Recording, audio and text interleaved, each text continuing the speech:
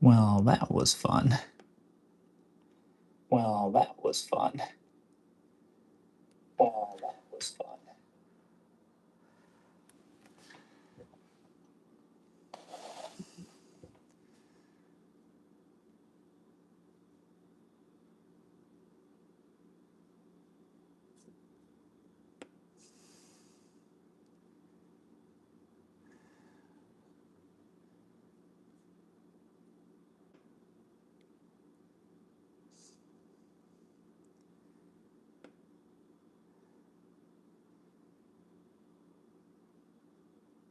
All right. So I think the trick, yeah, I I'm a all right. I I had a really cool setup. I would love to get it working, but I don't want to, have you guys just kind of sit around. Uh yeah, my dog rug, nice. uh I don't want to make you guys kind of sit around here watch me figure that out. Um I So I have a really like a very very nice camera that I just got, and I'm trying to use it, but I think the way that I need to do it is to actually have an actual laptop. And believe it or not, I don't have a laptop. I have a an iPad, but not a laptop. So we'll get one. We'll get one. I'm not gonna leave people hanging here. I do need to pull this cable over a little bit, and then we can use my phone, but everything should work just fine. You know what? I'm gonna be honest with you. I don't know what the crown means. Maybe like the first one to connect. Oh, that one, the pink one. Yeah, that's a pretty plant. All right. All right. I think that works. Now I got to get back over to this side of the desk without falling over as it pans. All right. Yes, this is my dog-shaped rug. Her name is Willow. She's a troublemaker and a menace. All right. Oh, it's from being a top commenter. Oh, awesome. That's cool. All right. Yeah, so the way I had this configured before is I had it running into my I had a cinema camera running into a this is all going to be a bunch of technical jargon, but basically I had a big old cinema camera running into a whole convoluted setup that was going to allow me to use my iPad as a thing. But instead, we're going to put the $4,000 camera away and use use a cell phone. All right. So we are going to do a little bit of some plant chores. We're going to do some stuff and things today. I do feel like I need to move this back a hair so that I'm not quite so big in frame there, so that you guys can see what I'm doing. All right. What was it? We were talking about PlantCon. So yeah, as far as PlantCon, now that we're back, so PlantCon. For those that maybe aren't going to miss this, because there's going to be a stream replay. So those that missed it, we are going to be going to PlantCon Seattle. That is August 15th and 16th. There was a question about what kind of tickets to get. My recommendation is to at least get the 2-day tickets if you can swing it. The day one is going to be your wish list plant day. Day two is I want to buy as many plants as possible day. And so the best thing to do there basically is kind of go with a little bit of a plan. Get whatever the plant is that you really really want to get out of the trip. Make sure you go ahead and do that. And then whatever the plant is that maybe you want to start collecting or adding to your collection on day two, that's when you're going to find the best deal. So about lunchtime day two, make sure that you're back on the floor shopping around, because that's going to be the best thing. All right, sweet. So today I'm going to do some plant chores. We're here. I got some fun things to do. We'll chat. If you guys want to ask questions or whatever, we'll do that. So I will happily help you out with your plant questions as I'm doing mine. TC is going to be really fun. So if you just got a bunch of TCs next week, I'm hoping I may just cave and buy a laptop if my wife is watching. I'm sorry. Uh, I may just cave and do a laptop. I want to do a live stream specifically for tissue cultures. So we are going to teach a tissue culture class at the event. And I think doing a live event here just for kind of us would be kind of fun. So next week, oh, she is watching. Uh-oh.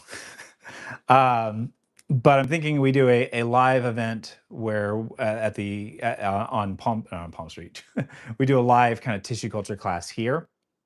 And I have a bunch of things. I've got a pink chan. I've got those solar monsteras that I got. The star shadow. I've got a bunch of anthurium that are all just in their tissue culture bag. So I need to do it anyways. So I think maybe we should do that live.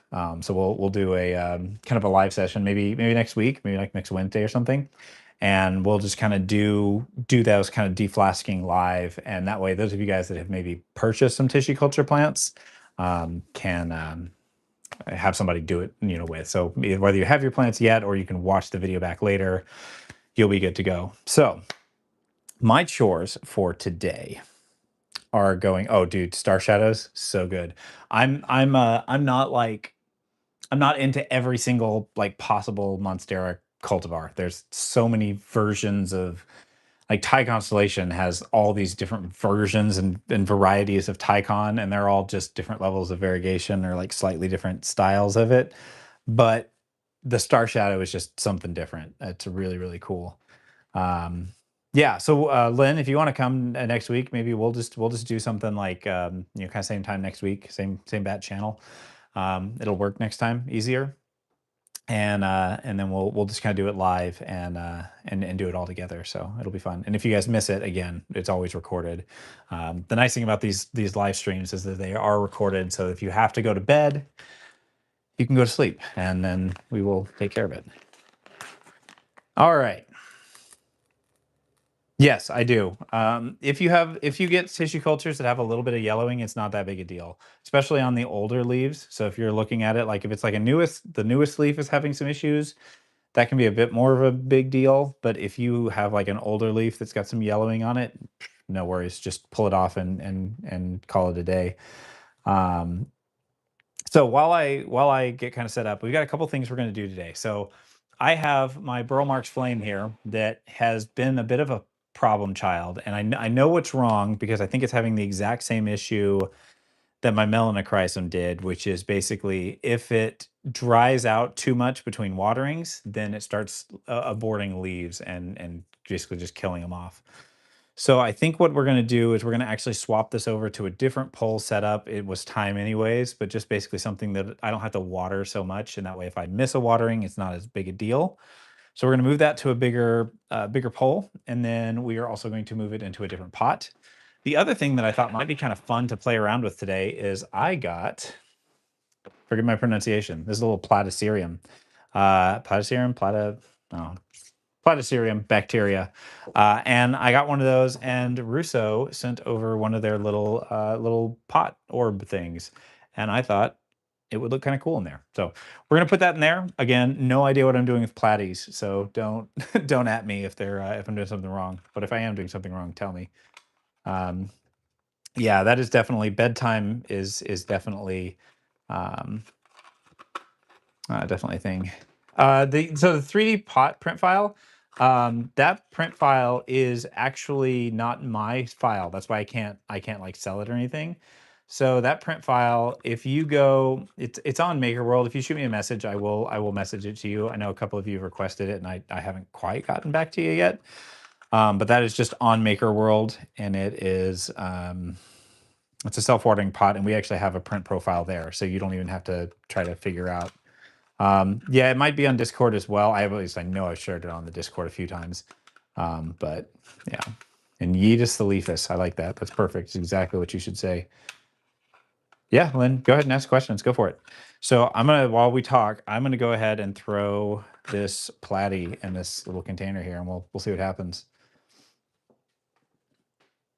Moose from Moose Roots, Mason. His Burl Marks Flame is a bit of a problem child as well. So we're all in the same company. Yeah, if you can't find it, shoot me a message, and I will happily help you find it. But it is somebody else's file. I did, like I said, load my print profile on there so that you don't have to, you know, set up any kind of custom settings for it or anything. We've already done that because part of why it looks the way it does is because of our settings. All right. These things are crazy. So I haven't really done a video on this yet. Oh yeah, we might do this too. Sorry. This is a Billy Etier. Billy Etier? Billy Etier? I don't know how you pronounce it, but this is a little Billy. And I think I'm going to throw this on a poll today too. So it's kind of a moss poll heavy day, actually.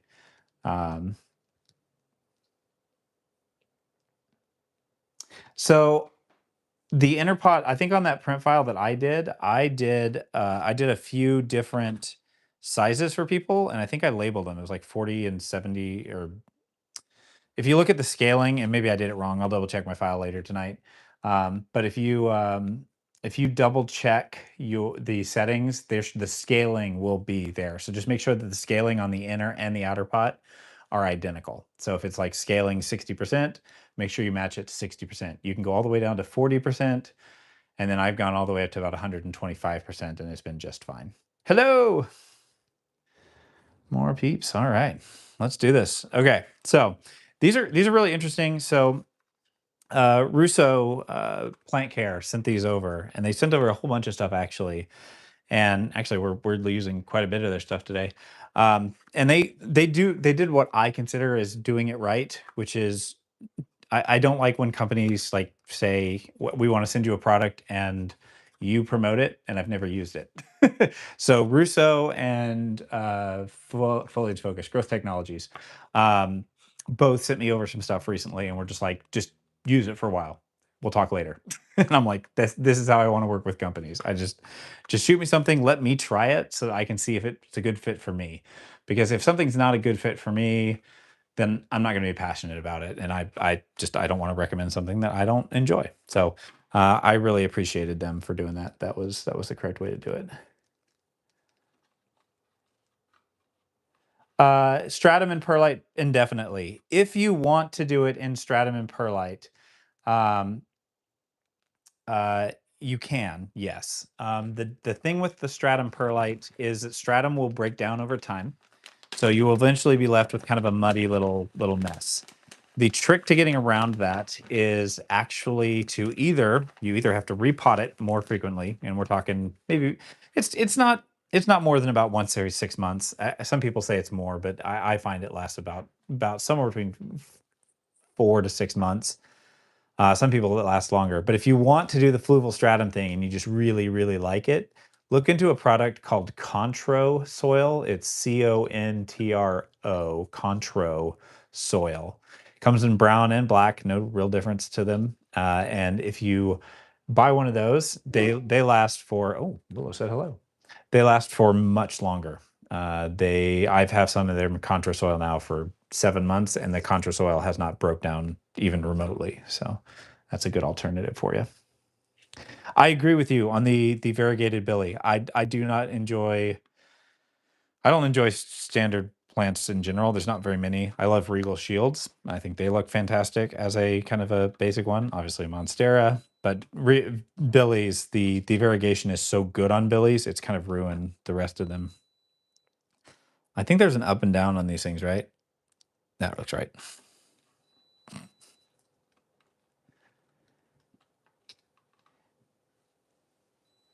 Dude, I'm excited for you. Venoms are so good. They're one of my all-time favorite alocasia.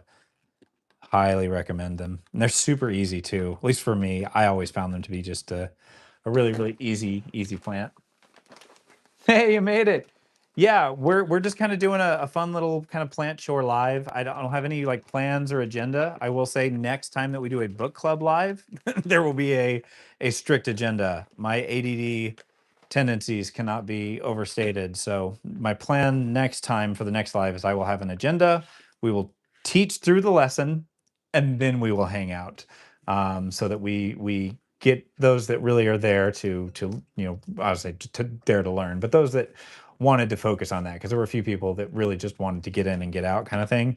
and I want to be respectful of their time. So we'll stay a little bit more on task next time, and then you guys can hang out with me and we'll ADHD all we want to. So it'll be a good time. Yeah. Pink Venom, yes, please. Yeah, I was not sold on them. I'll be honest. I I don't know. I just saw them and I was like, I don't know. I don't know if it needs it, but I've seen a couple and ooh, there's been a couple that have crossed my feed on Instagram, and man, they are so nice. Um, uh, D, if your Tycon, so you said if your Tycon for the book club has a rotten root coming out of the bottom, should I deep dive?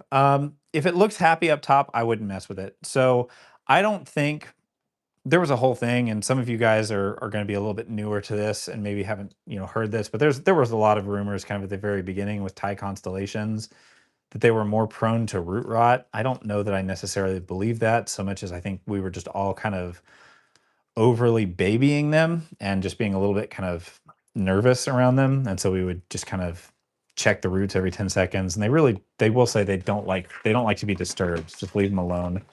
um, so yeah, I would say that. Raphael, so with the purple, I'm going to warn you a little bit. Cool plant. They're very finicky.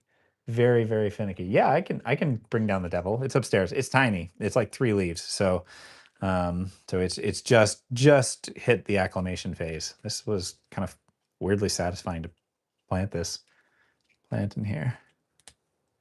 But yeah, be somewhat aware of those little Longiloba purples. They're really slow to grow, and you cannot let them dry out. If they fully dry out, they panic and they look like garbage for weeks afterwards. I have yet to crack the code on those. And normally I have zero problems with alocasia. It is literally my only alocasia that I struggle with. I wonder if it's supposed to go up or down. That was weirdly easy.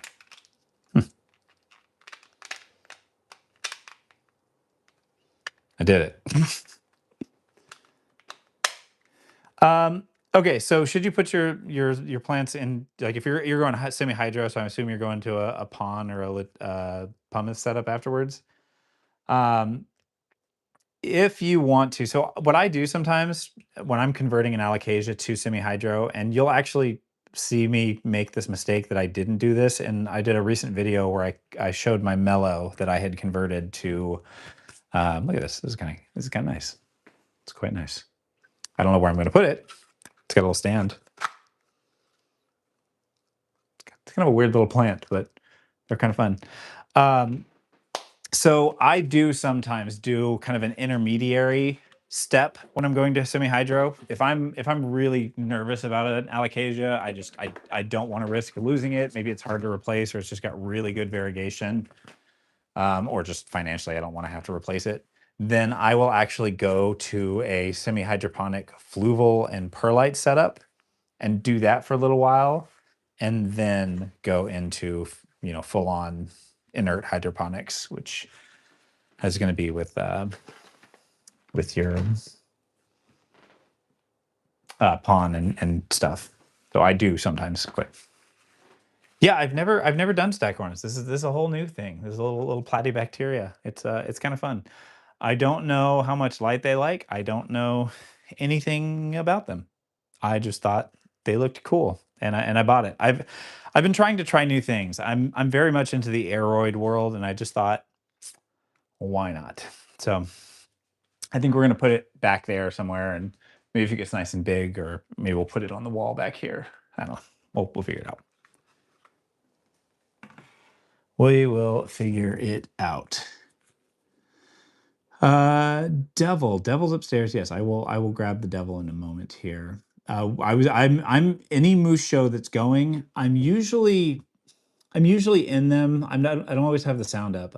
Sometimes I'm just givey gobbling in there. I've said before that if I depending on what I win, if it's something that I already have, I typically will just re-gift it. Um, if you know, things about me, like the name of this dog. That is probably a quiz question that I might ask if you want to earn my giveaway. Her name is Willow. Um, and then let's see here. Nebulas. Nebulas can be tricky too. Um, yeah, and yeah, Moose is Mason and I are buddies. We met actually through you guys. You guys introduced me to him. I had never heard of Moose. I had never really heard of Palm Street actually. And I asked for some sellers, and I kid you not, I took a poll on my story, and I just asked like, give me some sellers, like let me know who I should shop out on Palm Street. And I think at the time it was something like 85 or 90% of the responses, and we got hundreds of responses for that one. And I think it was like 90% was all just Moose. And so I was like, either he's really good or he has a spam bot, one of the two. Um, yeah, we can look. Yeah, I said Venom. We can bring down the Venom. It's upstairs right now. We did a repot on it recently, so it lost some leaves. So it's gonna be less than it was, or it's a little bit less than it was. Um, plant stands. Ooh. Um, I mean, I up here, I have just like wall stands or like wall like floating planters. I really like excuse me, floating shelves. I like floating shelves a lot because they get them off the floor. I have a big dog back here, obviously, and she likes to knock things off. So I typically put my stuff on the walls these days. As far as like plant stands, um, like if you're just getting out, I think everybody should have a what I'll call a sale stand. So Barina makes a little 3 foot long metal wire metal rack thing. It's like you can get it on sale. Prime Day is coming up in like a month. You can get it on sale for about 120, $150, and it comes with 6 T8 grow lights. And I think that everybody should have one and put it in their garage or whatever and use it for cuttings to sell. Because if you buy that cabinet or shelf and you just fill it with cuttings that you're taking from your plants and then sell those, you will never have to buy another plant in your life. So I don't really buy plants anymore. I mean, I do buy plants, but really all of that comes from just selling cuttings from my plants. So, but yeah, but buy something that you really like. I wouldn't even necessarily say go look for plant shells. Go convert stuff. I very often look for shells and then convert them to plant shells with some Gorilla Glue mounting tape. Let's see, my very little, yeah, just started growing plants. My apartment has very little windows, not a lot of light at all. I bought some grow lights. So far so good. Yeah, grow lights. Kenneth, I use just a few different grow lights. So I I know a lot of people are very into like Soltech and stuff and Grove, and I think those lights are very pretty and they look nice. But I kind of made a decision pretty early on that at least for the first couple of years, I was going to use like whatever the most budget while still not burning down your house grow lights are that I could find. And so I've been using Burina exclusively. Every single plant that you see in my house was, well, Burina and one particular Sansi bulb. So every single plant that you see in my house, whether it is my giant monstera around the corner or any one of these plants, they are all grown from 3 or 4 different lights. So you have the Sansi 36-watt grow bulb. That's what I grew my big monstera on up until 6 months ago, where I switched to the Burina TR40. So Sansi 36-watt grow bulb is like a standard, like great place to start. You can get them for like $25, $27 on sale. The Barina TR40 is a hanging pendant light. It also comes in a track light form, which is the C TR40C. Those are fantastic. They're very, very strong. So they're same 40 watts, but they have a Fresnel front end on them, which means that they can basically zoom in the beam really tight, and they can put out like over 1,000 ppfd if you get really, really close. So you have to be a little careful with those. You'll notice that like normally I have my grow lights within like a foot or less of my plants, and those are all like 3 to 4 feet above my plants because that light is so strong. So that light's really, really good. And then I really like the T1S, the Barina T1S. I use this a lot. It's a little bit weaker because it's a spread out bulb, but it's like the cheapest vertical light that you can possibly get, and I like that it pulls all the leaves nice and forward. So, like my Longiloba, I don't want this trying to like face up or anything. I want it facing out for obvious reasons. So I would just say that's a really great one. And then the Barina T8s are on all my shelves. So some people worry about the T8s because they feel like they're going to burn their plants, and that's really just not the case. They might if your plants aren't used to it. But I have my tissue cultures literally upstairs right now. They got deflasked and went right into Barina T8s, and they're like this far from the lights. So the T8s are fantastic. Just be careful. You want to make sure that you're not burning your plants. And if you start seeing bleaching, which I can show you because I did roast a plant recently.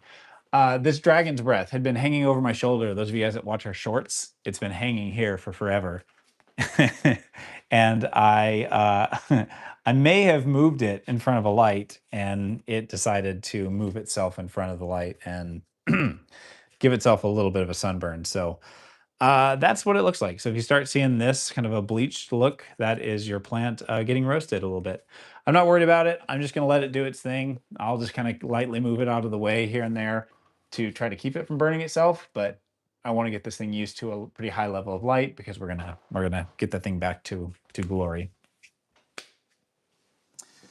Yeah, we have a small house too. I don't know what small is for you. We're at about 1,000 square foot here. And I've got 200 and something plants now, so it's a bit brutal. Yeah, it's not burnt, it's variegated. There you go. There you go. Yeah, Tycon putting out a new leaf, but it's smaller than the last old leaf. So if you're seeing that, it's usually a sign that the plant is either not getting enough light.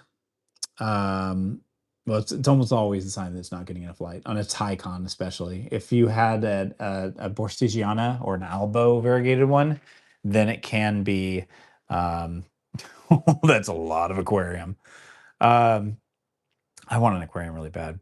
But if you're seeing smaller leaves on a large form monstera like that, then you're going to be needing to give it more light. Unless you did like a repot recently, maybe you could get a smaller leaf off of that as the plant's kind of recovering. But I would say if you're getting smaller leaves, that's a sign you need to bump up the light. Grow lights, that Sanzi bulb would be a great place to start. TR40, something like that, and just start getting it a little bit more light. Or just, if you got a south facing window, scooch it over there. Just be aware that like direct sunlight, the when you've got a window light, like we measured my window lights here, when there's no actual sun, it's just kind of like midday sun. And it's just kind of the incidental spill light. It was like 50 ppfd, which is how bright a light is to your plant.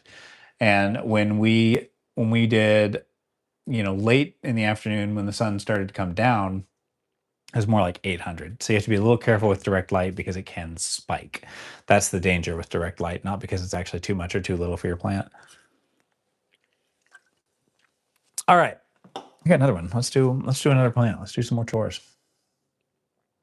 How would you recommend transferring? Oh, I missed one. How would you recommend transferring a recently acclimated monstera in a plug to pon? If you're gonna go pon, make sure you do a nice chunky pon, like some sort of not lechuza. I really don't like lechuza for monstera. You can mix in some like 1/2 inch pumice to that would be fine. But I would use some sort of chunkier pon. And as far as like what I would do, I would just put them in there and that's it. And just kind of toss it in there, just like we're gonna do, with this one here in a moment. But when you say recently acclimated, how small? Like if it's really small, I would actually go to like a fluval stratum perlite mix 50/50 and do that as an intermediary until the plant is about the same size as that one you see back there. That's about the size that I'm looking for. It's kind of when they're starting to get that first fenestration, they're about this tall off the ground. That's when I'm looking to get them into leca or pon. All right, let's see. Somebody, I saw something white or yellow. What white or yellow? It's whatever you will most likely turn on.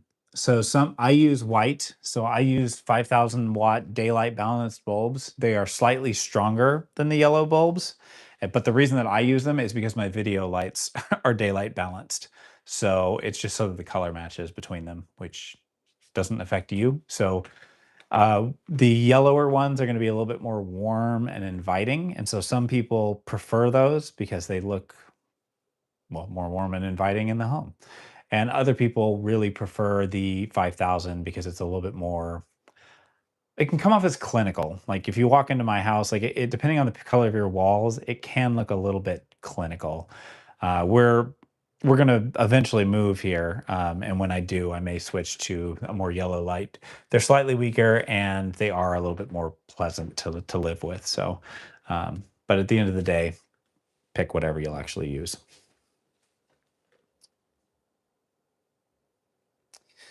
All right.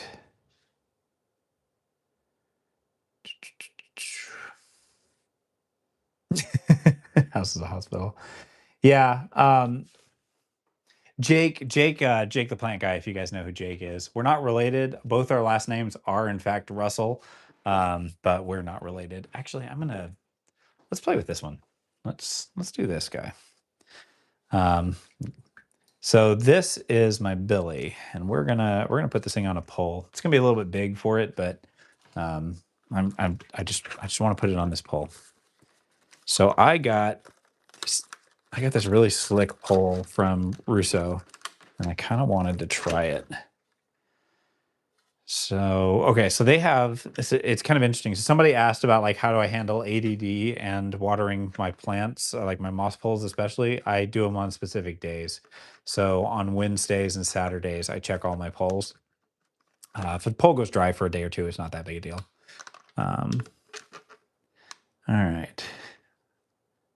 Oh yeah, some people, yeah, running them at night. We may end up actually running our lights at night.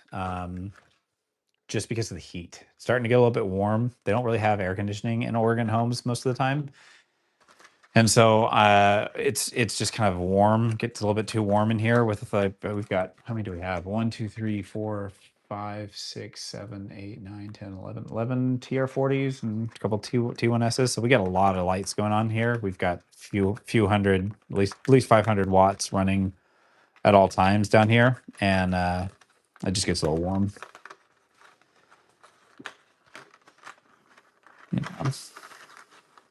I will say for our house, whoever designed our house did not do a great job. There's no windows on this side of the house. This is, which direction is this? North? North sounds right. It's north, and there's no windows on the side of the house at all, anywhere. There's another house there, but I still would like a window. And so we don't get any light coming in from the side here, which is a bummer. And so and then they only installed lights, like ceiling lights over here. And then there's one in the kitchen right here. So there's no light in the middle of the room at all. So it's just kind of this dim, dark hole. So these lights actually really helped brighten it up in here. All right. All right, so I will say this about moss poles. We get a lot of questions about moss poles. There's one feature that I will never buy another moss pole without it ever having. And I will never design a moss pole unless it does this. And that is front closing moss poles. If you have never tried a front closing moss pole, get them. I don't care if it's Russo, Thickly, whoever you buy. I will never buy another pole that is not front closing. And you're going to see why here in a second, because I'm going to take apart this moss pole and we're going to be able to do a really, really easy repot on this thing because of it. But in the meantime, let's, where did I leave my moss? This is me trying to find, oh, there it is. All right. So moss I use, Best Grow, like this stuff a lot. It has been great to me.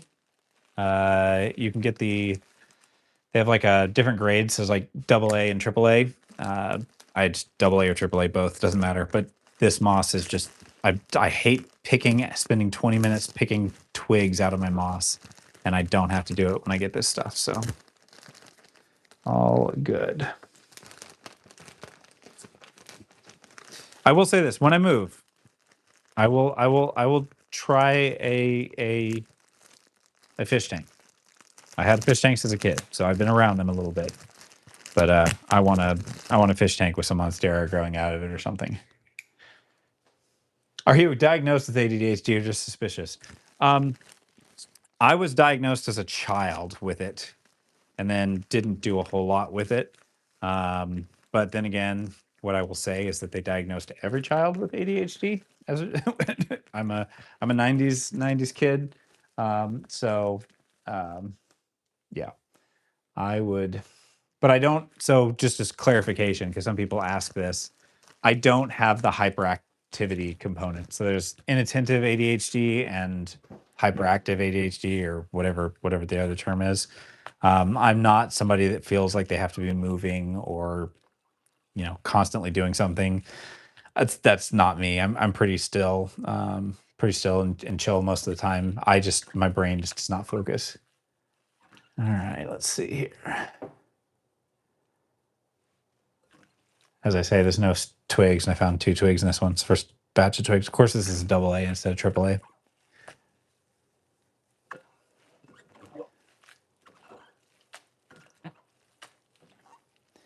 Yeah, yeah, April. It's a bit of a process. So for the first little bit, like once you start the transitionary process, so basically they asked if how when you start the transition, how long does it take, or kind of what's it like? I find that for the first month at least, if not 2 to 3 months, the plant's going to be a little bit slow to grow, and that's just because it's focusing on its roots. Plants typically will focus on their roots above all else. So you will find, and there's some plants that do this especially. So like not raven ZZ, but just ZZ plants in general. You'll repot a ZZ plant and it will do nothing for a solid year. It will not grow new growth, nothing, because it finds that it can grow bigger roots. And so it will focus on that to the detriment of all else. So you're going to find basically the plant's going to keep doing that until it grows its root system. Once it's got a nice established root system, then it's going to go ahead and keep going out. I did, however, forget a pot. So forgive me a second. I'm going to go grab a pot from my pot stash, which is somewhere. I never actually remember where I keep all my pots these days. I think they're out in the garage. So if I break up, I'm sorry. I'm not going as far as it's going to sound like I'm going. But we're going to test the limits of Bluetooth here. You know what?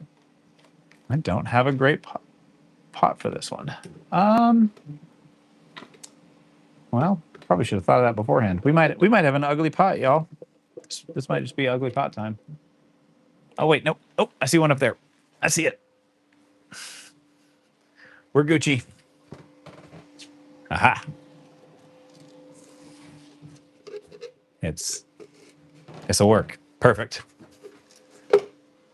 Perfect. Now I got to figure out where Tiffany hid the wick rope. Should use it all. Oh wait, no. I think I ordered some. I bet there's a big old bag of it sitting inside the house right now. Plant chores, plant chores. All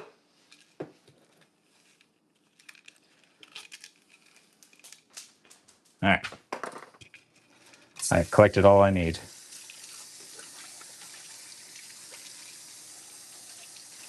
Now we had a long weekend. Anybody do any plant shoring, or anybody do anything interesting? Grab any new plant pickups that you guys grabbed over the long weekend? No, obviously it's Memorial Day. I always want to be respectful of that. I'm just always curious to see what people do with their longer weekends.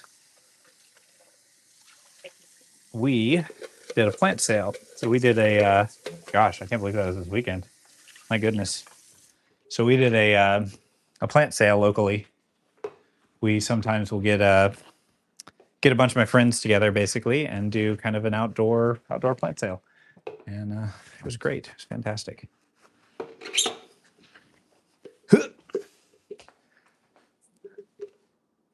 I haven't decided if I'm going to use this one.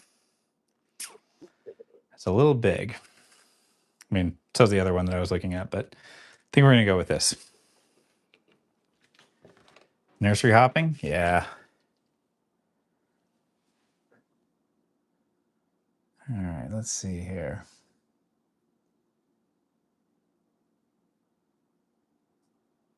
Nursery hopping, yeah. Goat chores. Goat chores. There's a little bit of a lore drop for you. My wife always told me she wanted a goat. I have not bought her a goat. I don't know if she still wants a goat. I don't know if that's something she would still be interested in. If she's here, she'll tell you. She probably doesn't want the chore. Yeah, wick versus submerged naked root pot style. Oh, good question. Okay, I have my opinions on that. I generally prefer not to have it make contact. So I like setups like this where it dangles over rather than having direct. But you do you. There's not like a downside. I just prefer it that way. I really like to have the pot not or the pot not make direct contact because I find that with direct contact, what happens is like let's say you water it one day, you've got a good level of water in here, it's nice and high. The overall level of the moisture of the pot is going to be a little bit higher. As it dries out, then everything kind of starts to dry out more. And that's fine, but I find that I get a more consistent water level if I just have a wick because the wick is like the same level of wet at all times, basically. And so it transfers the same amount of water until it runs out. Then you're out and then it gets dry. So I prefer it with a wick. And in fact, even my ones that have direct contact, so the pots like that naked root style, or actually, quite a few of my plants actually have this. Like this one has the direct contact.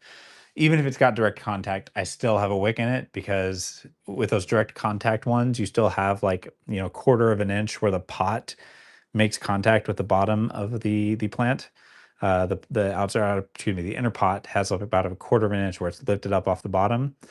And I put a wick in there so that it can capture the last bit of water, and it usually buys me an extra day of time before it fully dries.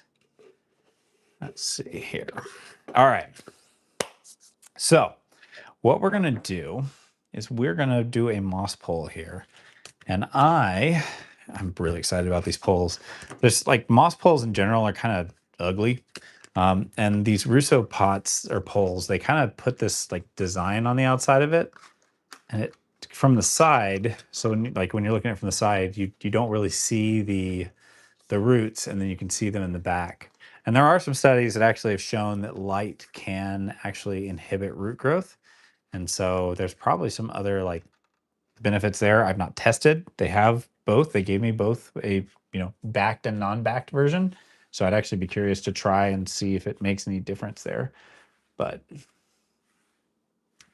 dude, if goats are great at mowing the lawn, I'm interested. I'm in. That will not be a hard sale for me. Yeah.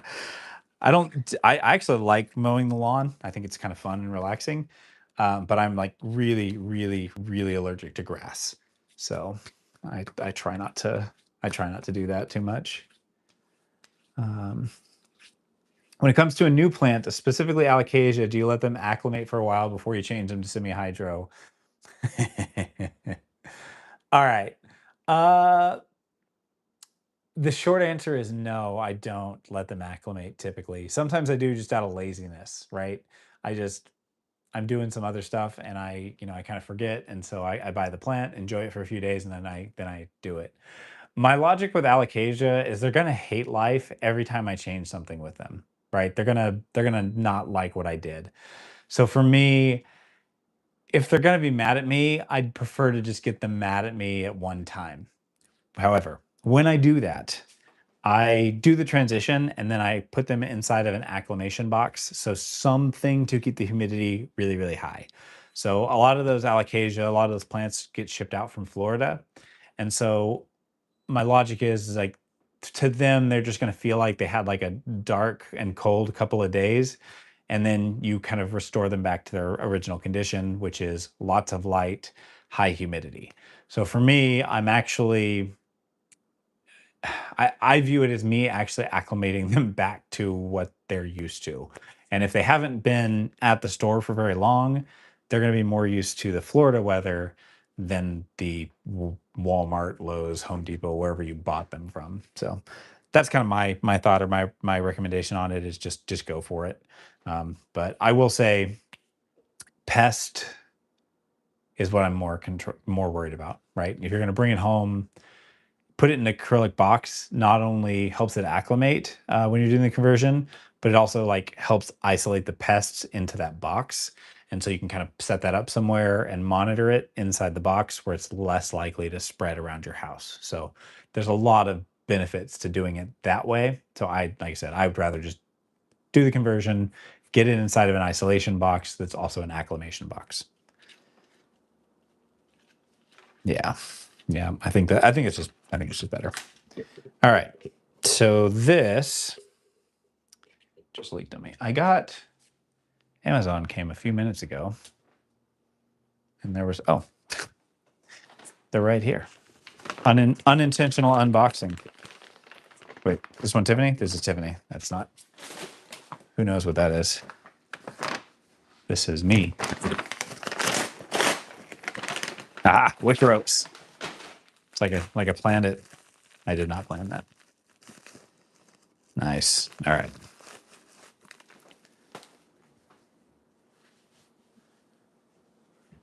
Yeah, they're gonna throw fit either way. Yeah, if they're gonna be mad, it's whatever. they're, they're gonna be mad at you, so just do what's needed. Do I have a bunch of humidifiers? No, I have 0. I keep my plants at ambient humidity, and my ambient humidity is not great. I sit at about 35% humidity at all times in here. No humidifiers, no nothing. I do have a lot of hydroponic plants though. So a lot of my plants are in hydroponics, and because of that, there's kind of a lot of just kind of pockets of humidity on my shelves because they're all just kind of chilling on the same shelves. And so because of that, I think that my humidity is probably, maybe a little bit more localized around the plant, a little bit higher than, your average home might actually be. So take that for what it's worth. Yes, fish tanks. Let's go. More fighting for fish tanks. If my wife's still here, Tiffany, I still want a fish tank. The chat is telling me I need to get a fish tank. It's their fault. My planty friends told me it was necessary. What's going on the box? What box? Let's see here. Goats. Yeah. Okay. So Bradley, how do you get these things not to leak? There's 2 ways. One, I have a print profile that I put on the thing. That profile doesn't leak for me. Using well-dried PETG filament is a way to do it. You can do ironing on the top layer to help with that. But the other piece to it is that if you get one that leaks, then you can spray. Gorilla Glue has like the second plug for Gorilla Glue this live. Gorilla Glue makes a waterproofing spray, and it's like a spray epoxy, and you have to spray one layer, let it dry, spray again, let it dry, spray again. It's like 3 or 4 coats, and then whatever's in here should be waterproof. So that's a way around it. But most of the time with my profile, I would say maybe 1 in 10 pots has some kind of a seepage issue, but it's pretty rare. Okay, let's do one of these. So we're gonna kind of measure this and get a rough feel for how deep it's going. Okay, so it's going to the second wave. There we go. Now we can just tell. It's nice. Let's see here. Now, as far as how thick I stuff these things, the best way to think about it is like it should take a little bit of effort to close a moss pole. Like it shouldn't just easily snap together. You should have to kind of squeeze it a little bit. And the kind of the kind of depressing way to put it is like if you imagine yourself at like a Thanksgiving dinner and it's after dinner and you're just trying to put your pants and buckle them a little bit, just feels a little tight after the dinner. That's the feeling you're looking for. Just that feeling that your pants are just a little bit too tight. Hilariously, that's been the best indicator to describe it to most people. We need a little bit more water. When I am getting my moss damp for this, the whole reason is just it's basically impossible to work with when it's dry, and it also expands. So by getting it a little bit wet, then we can kind of get a feel for how much it's actually going to expand.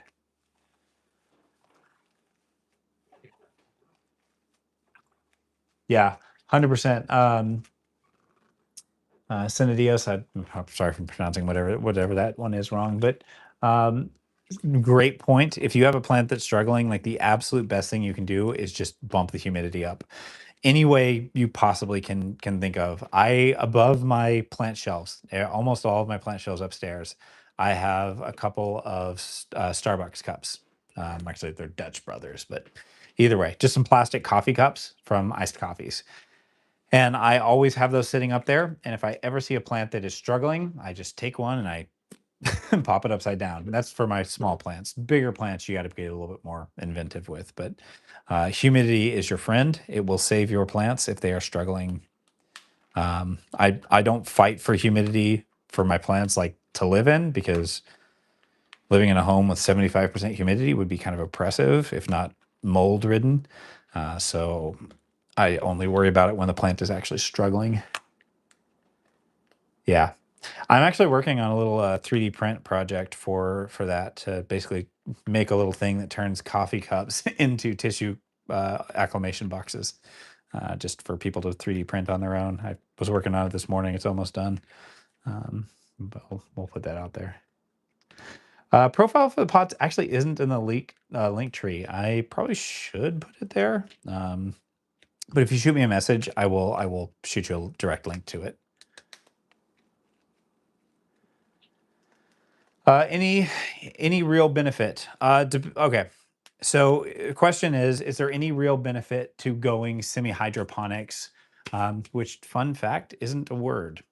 I learned this actually somewhat quickly when I got online. The semi-hydroponics is kind of a made up influency term.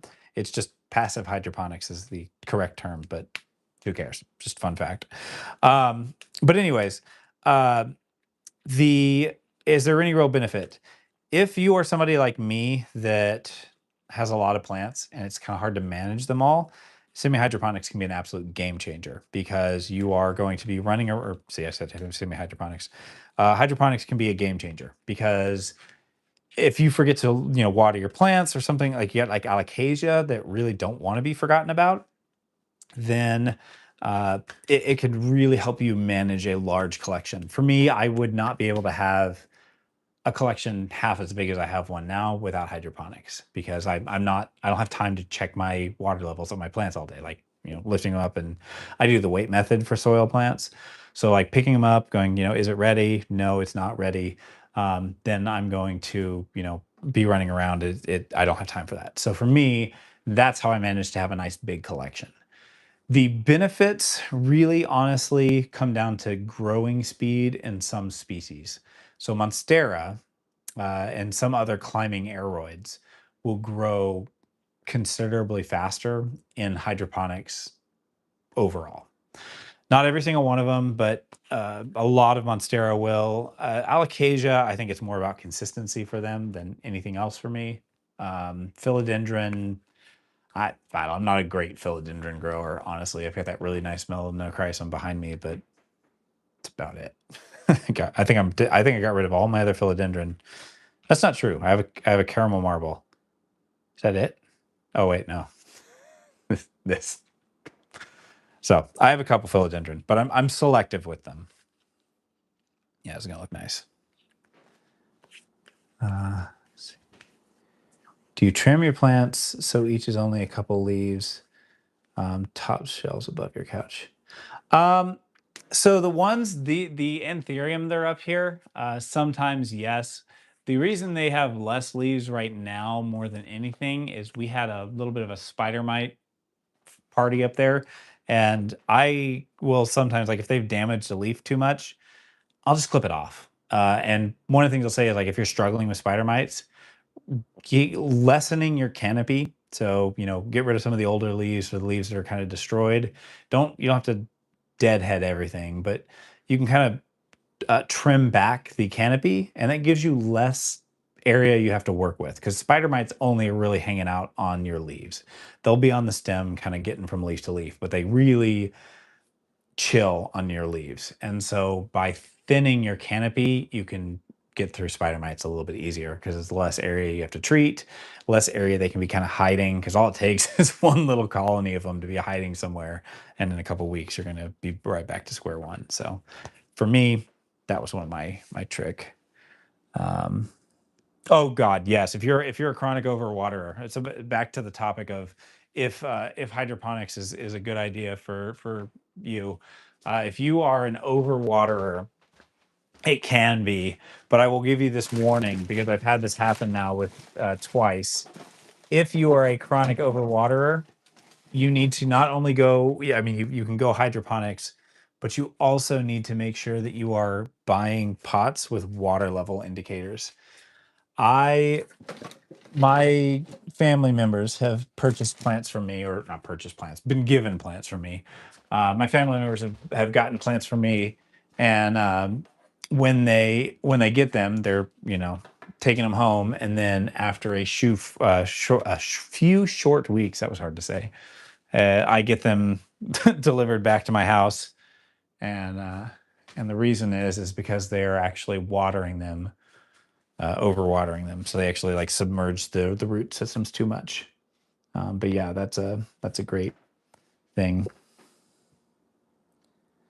Let's see here. Let's see. Bleach walls often. Is this more aquarium speak over here?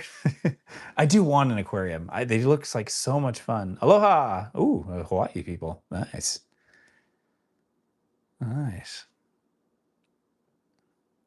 Yeah, Jamie, you don't feel like you have to. Like, I grow in hydroponics because it works for me. I really like the workflow. I like the way that it flows for me. But just because something works for me doesn't mean it's the right thing for you. So for me, like I would say, like if what you're doing is working, go for it. Like just commit to it and have a great time. But for me, I had to do it because I just couldn't handle it otherwise. All right, we're gonna steal a. I can't find my Velcro, so we're gonna steal from another plant. Commandeer. The word is commandeer. All right, I stole it. Don't worry, BH. Wait, this one was a bit impromptu. This is just a. This is more of a test. We're testing. We tried my whole new camera setup, and it was awesome. It looked great. It looked really good. But it froze like 8 minutes into the live, so won't be doing that. So we'll have to do something different for that setup. And then we did this setup, and it's been working nice and stably actually.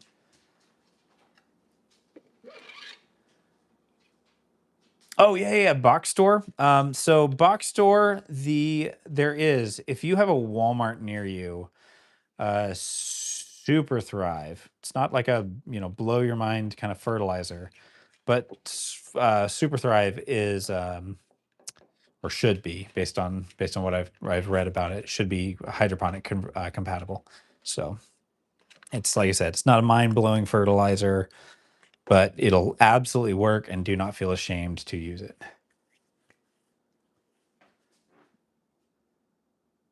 All right, let's see. I like this. All right, we're good. We're good. I like this a lot.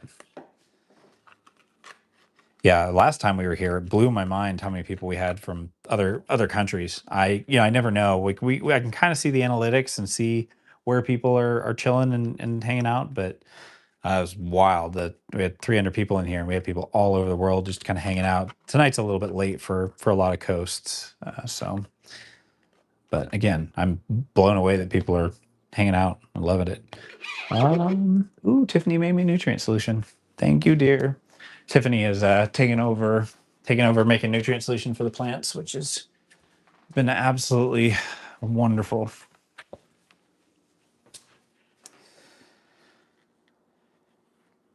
Okay, can I use a LECA application with a self-watering? Yeah, oh, absolutely. Yeah, I use LECA all the time. We use LECA and everything. Our big Monstera, that Monstera in that corner is in LECA.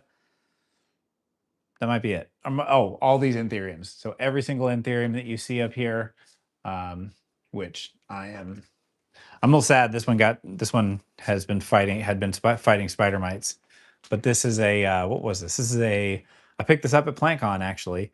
It's a dark and handsome mixed with a night dragon.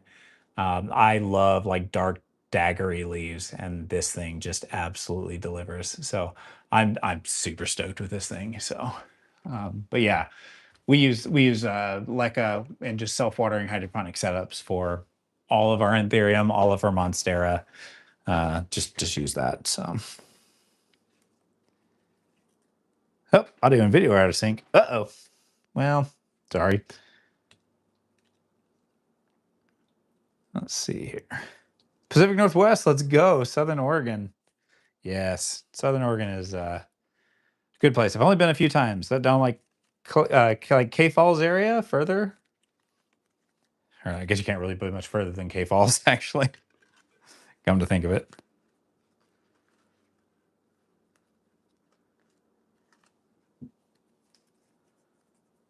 Let's see here.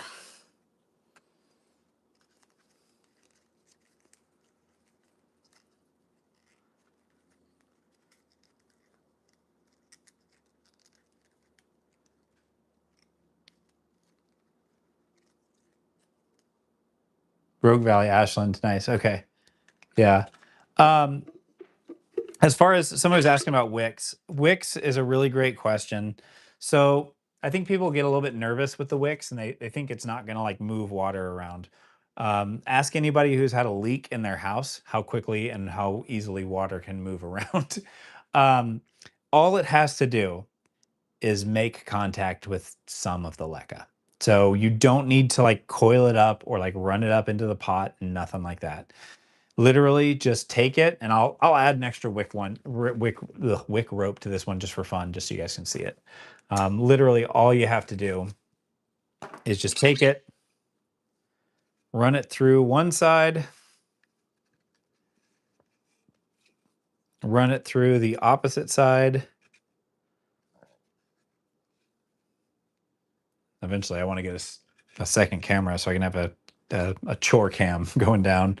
But you're literally it's just the two here. So you have one on each side, and they just kind of sit. And this is really dirty in there, sorry, but just sitting on top, right? You could even do like that kind of maneuver if you're worried about it. But that's all I do. I do not do anything more than that. It's just a little bit of contact, and it's done. I think for this one, I'm feeling pumice. I think we're gonna get some pumice for this one. Central Oregon? Heck yeah, there you go. No, it doesn't have to go up to the plant at all. Your capillary action is what it's called, and it will basically pull. LECA is really, really good at it. So this is actually a fun little random factoid for you. In hydroponics, all that has to be true for hydroponics to work for this passive hydroponics is you need a inert media. So inert just means a like non-biodegradable. It's something like a rock, something that isn't going to break down over time, essentially non-organic, basically. And that needs to have the ability to move things via capillary action. And it also needs to be able to like carry and move water. Technically speaking, and I'm not advocating for this, but Orbeez fit all of those requirements. So technically speaking, I'm pretty sure, I've never tried it, but I'm pretty sure you could grow a plant in Orbeez. I think Orbeez do break down after a couple weeks, so it would not be a long-term thing, but you probably could grow a plant in Orbeez just fine, just as a random factoid. Yeah, I don't. Oh man, Las Vegas. Yeah, I do not advocate, or not advocate. I do not envy your humidity issues. That would be brutal. Um, As far as like if you have a wick, so if you have a wicking setup, so the question here is, do I have to bring the water level up to the third of the bottom of the cup when you go into the self-watering cups? So if you have a wick setup like this, the water level doesn't actually matter. As long as water or nutrient solution is making contact with these wick ropes, you could have wick ropes. In fact, I do. Um, I have a plant here that just has really long wick ropes because this pot's so long. So it just has a really long wick rope that goes all the way down to the bottom of this pot. So it just has to make contact. The actual water level in this one's about right here, but like the pot ends here. So you can have the water level anywhere in this area and it's fine. There's really not really any difference to the plant in this range. So for what it's worth, you just have to make sure that uh, the water level is touching the wick rope. As long as you're there, you're good there. But let's see, Las Vegas. All right, let me grab some pumice real quick, y'all. Let's I don't know if you guys can hear me when I go to the garage. That's actually something to see. So we'll I'm gonna go to the garage. I'm gonna keep talking this time. It'd be good to know if I can make it clear to the garage without this thing breaking up too badly. So we're gonna go all the way to the garage. We're gonna get some pumice, and then I'm gonna come back. You guys can let me know how audible I was, if I was able to be heard. We're also gonna stop by the kitchen and rinse this out because I looks a little dirty. A little bit dirty. All right, I'm back in the house. So that was the garage. Now we're gonna be in the kitchen for a second. Rinse out the ew. Did not do a great job rinsing this stuff out beforehand. Oops. It's okay. We'll get this over here. So yeah, if those of you guys that maybe joined a little bit late, if you have not heard, PlantCon is coming to Seattle, and we are going to be there. So if you would like to come meet us, come hang out, get yourself some early bird tickets. I think they are a little bit cheaper for the next few days, but we are going to be there. We're going to be teaching. I think the workshop is extra. I believe they charge a attendance fee for that, and I think you can add it on after the fact. So you can get your tickets today and kind of go later. But if you're going to be in the Seattle area, want to hang out, that'll be fine. If there's enough people going, like if we know that we've got a lot of people going, we might try to like do dinner somewhere or something. Might might have to do a picnic in a park, but it'll we might try that. All right, got my pumice.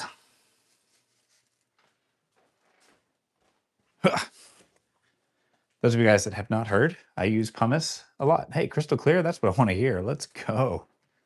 Nice. That's good because I have to go to the garage quite regularly. So, those of you guys that have not heard, I actually don't use Lechuzapon anymore. I'm not buying any more Lechuzapon. I don't have anything against Lechuzapon. I think they're a fantastic company. They're just expensive in America. So, I have been switching to 100% pumice because it holds up all of those requirements. It can hold water in it, it can move water with capillary action. And I like that it's just a little bit chunkier. If you have not heard me give this speech, Lechuzapon is like 5 parts pumice anyways. It's pumice, lava rock, and zeolite. Pumice is a lava rock. Lava rock, believe it or not, is a lava rock. And zeolite is actually pretty cool. Zeolite it has some cautionary exchange properties, but basically it just helps kind of balance pH and prevents like big pH shifts and kind of stuff like that. But if you pH balance your nutrient solution, doesn't have that big a benefit to you. So I have been growing in pure pumice, all my alocasia, this big chonker, this Sandariana, like these are all healthy plants, right? You don't need pumice or you don't need pon. You can just get by with just pumice. It will be absolutely just fine. Let's see. Hey, you made it to alive. Hey, nice to see you. Nice to see you. All right, so we're gonna repot this philodendron Billy here and give it a new home in this Russo pole that they sent over for me to try.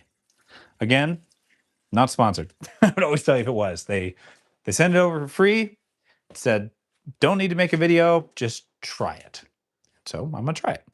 I will tell you this: it's the nicest moss pole I've ever used. I've used quite a few of them. It is by far the nicest feeling one. It's plastic, but it feels really well put together. All right. Let's see. What's the date in Seattle? That is August 15th and 16th, both days. We will be there for both days.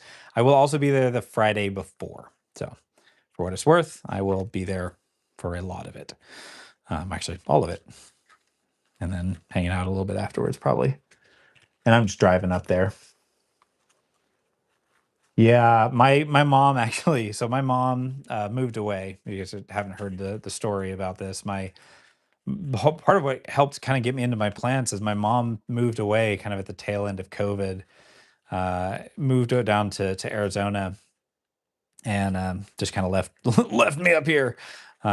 We've always lived in the same town, like just from birth. I've always had her nearby, and she moved down to Arizona, and because of that, she gave me some of her plants as she was departing. So I've got a pretty big Christmas cactus and a couple other plants that she kind of handed me down, and that kind of helped. It's one of the things. I had like three things kind of happen simultaneously. Monstera at a garage sale is what sealed the deal, though. I got a Monstera at a garage sale locally, and it was over at that point. Once I saw that plant, I was like, oh, this is my life now. And so, yeah, it's it's good. So yeah, but she's down there, and so every time she comes for a visit, which she came this last weekend, I send her home with cool plants because Arizona does not have a lot of people with really cool plants. They've got a couple people, at least in her area. She's down in the Oro Valley area, but she she she's like the only person with like really cool alocasia. So I just sent her home with a venom, a pink dragon albo, a longiloba purple, couple others. I forget all what I sent her. Oh, one of these Longiloba albo mints and something else that's eluding me. I cannot remember what the heck it was. But she gets to go down there, and then I just tell her to make sure she gives away one. So if you happen to see some of my plants down there, you can snag them from her. Oh, I potted that a little bit low. All right. Yeah, pumice, zeolite, like zeolite's cool, and you can always like there's nothing stopping you from going and buying your zeolite separately and just tossing it into your pumice. Like if you want the benefits of zeolite, or just like the way it looks, because it does look really nice. It's a nice green color. It can make your mix look really nice. By the way, the prettiest pawn, in my opinion, is the basement's pawn. I love their pawn. It's little bit expensive for me to buy just because I can get pumice for really cheap. Some people ask like because I buy bags that are about twice as big of Lechuza of this pumice, and I buy this stuff in bulk basically, and I pay $7.80 for these giant bags of it. Like they're huge bags. It's just where I live up in the Pacific Northwest. We can get pumice for basically nothing because it's all mined up in Washington. But if you're looking for it, um, try to get agricultural supply stores. Don't go to nurseries. If you try to go buy pumice from nurseries, even for me, it's like $30 for a little bag like this. But if you go find like an agricultural like farm supply store, it'll come in like a white bag usually.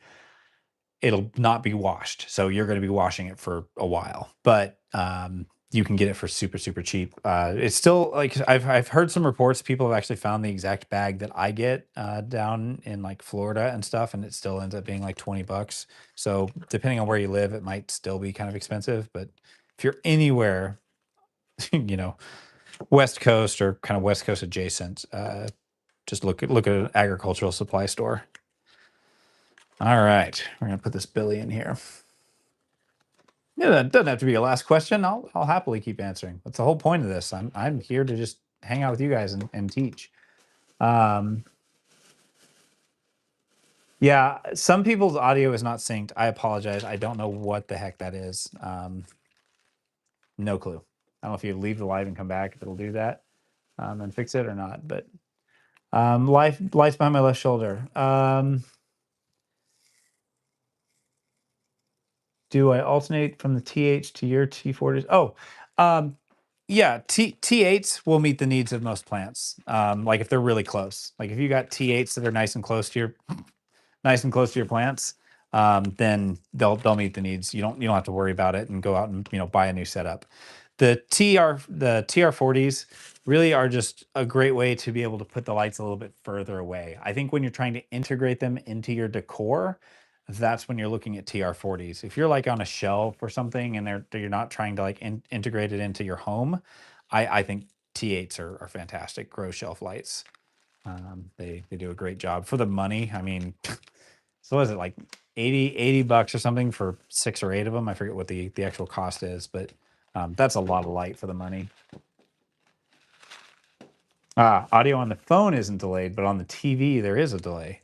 Interesting. I'll look that up. I'm gonna, like I said, this is all about testing the technology. So I'm gonna do some digging and see if maybe I can figure out what's causing that. I'm streaming directly from my phone, so I don't know how it could be delayed on one service but not the other. That's fascinating. Yeah. Okay. So Longiloba purple. If you missed my speech earlier, they're very pretty. They're finicky as heck. Like I grow a lot of alocasia, a lot of alocasia. There's probably 100 and something of them in my house right now.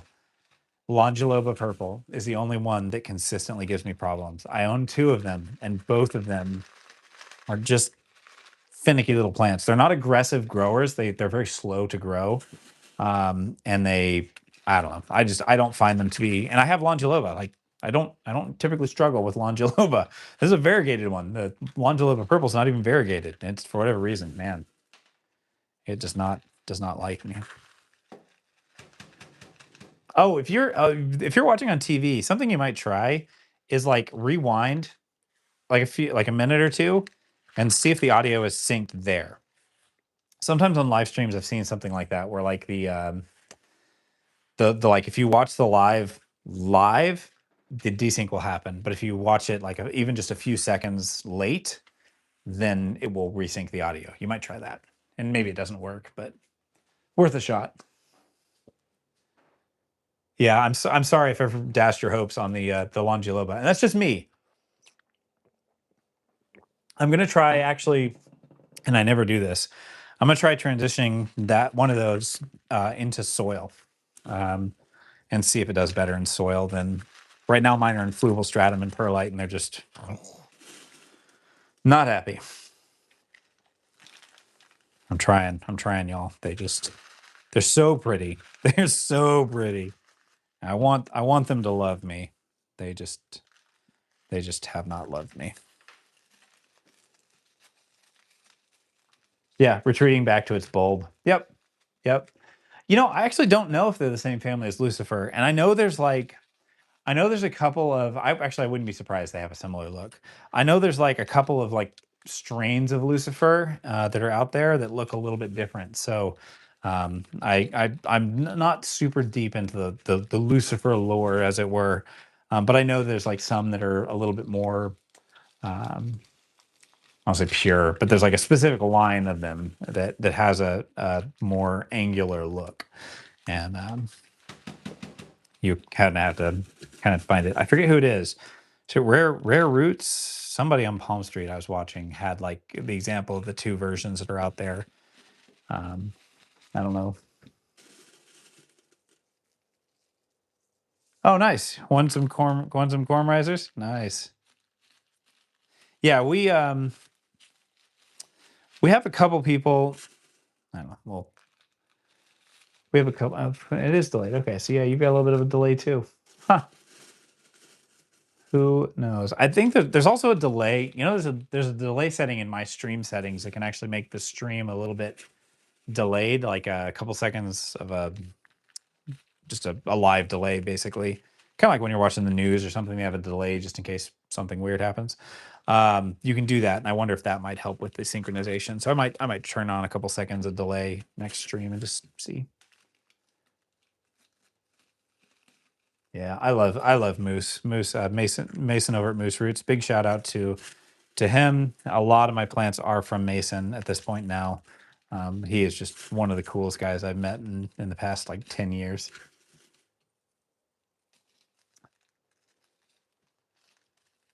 Let's see. Is there a good or a bad time to repot or transfer a Monstera into semi-hydroponics? Yes. Okay. So my recommendation to you, you're not going to hurt your plant, or you're unlikely to hurt your plant no matter when you do it. So like if you've got a new leaf coming in and you're like, I want to repot, you're probably not going to hurt anything. But I will still say that I would recommend you wait until the leaf actually hardens. Because if you do it while it's, and actually I have an example. So I repot this one. So this is one of my Monstera for the competition. I say competition. Moose has got me saying competition. It's not, it's a book club. There's some competition involved, but you can see this is the newest leaf. Because of it, it's a little bit droopy and it's starting to kind of start to stand up again. If you do a repot or you do a conversion on a plant that still hasn't hardened off the leaf, sometimes that leaf will just kind of do something silly. So it can actually kill the leaf off. It can like abort it entirely. Or like this one is just kind of like droopy and stuff. Now it's been slowly raising itself over the past couple days. So I think this will be back up here and we'll be good to go. But just know that if you do it kind of mid cycle, then you can end up in a situation where you might just get a goofy looking leaf. It's not going to hurt the plant long term. It's just a goofy leaf. Goofy leaves happen. In fact, here's a plant that has a goofy leaf. Goofy leaves happen. Now, this is just because of humidity and some stuff. Anthurium are a whole nother ball game. You people that can grow beautiful anthuriums with no flaws, I'm jealous of your attention span. You guys are incredible. I have mad respect for anthurium growers. All right. Yeah. Oh my gosh. Yeah. When Moose gets on for one of his, midnight, I've fallen asleep on his streams, and I'm on the West Coast. When he's going late, oh my gosh. Yeah, we've got a little bit of a desync for some people. Like I said, I think I'm gonna adjust some settings next time and see what happens. I have one hole. Yeah. Yeah, when it's 10 p.m. midnight or something, and I'm looking at the clock going, people are in here waiting for giveaways at 3 in the morning, Mason. Like let it end. He needs sleep too. My God, that man doesn't sleep. He sleeps less than I do, I think. Willow is absolutely a menace. Are you a menace? Do you want to come say hi?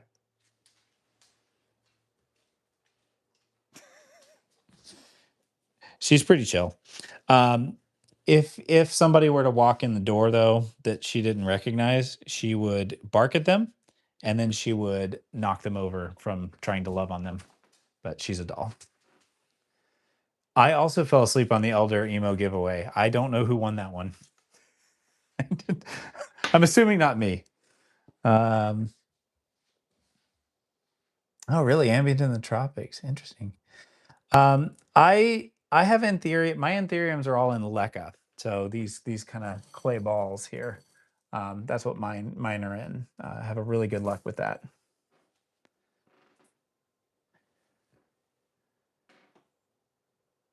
Yeah, yeah. For me, it's 7 o'clock at night. All right. We've got a repotted plant. This Billy's gonna be pretty.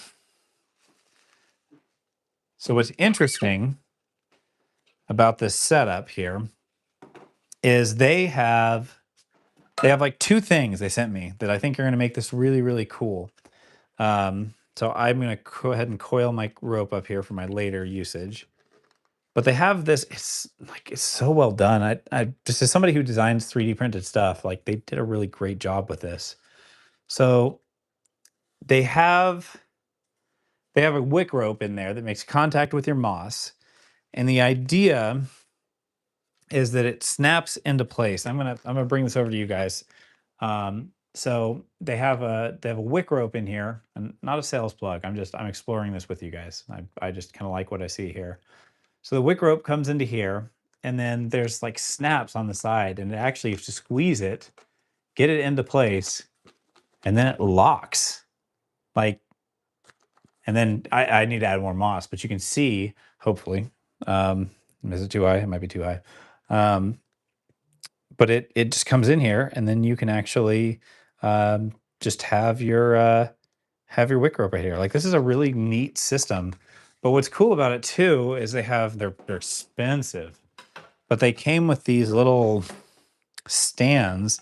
And I saw, I don't know if you guys follow Trinity Tropicals, but he had some of these, and he was like wall mounting them. So he had them like on these poles, and then they were just mounted onto the wall. And I thought that was really interesting. And you can snap two of these before it reaches the top of this pole. So it's a really kind of an interesting system. So I kind of think I might try this. I don't know. I think it snaps into place too. Actually, let's finish adding the moss here real quick.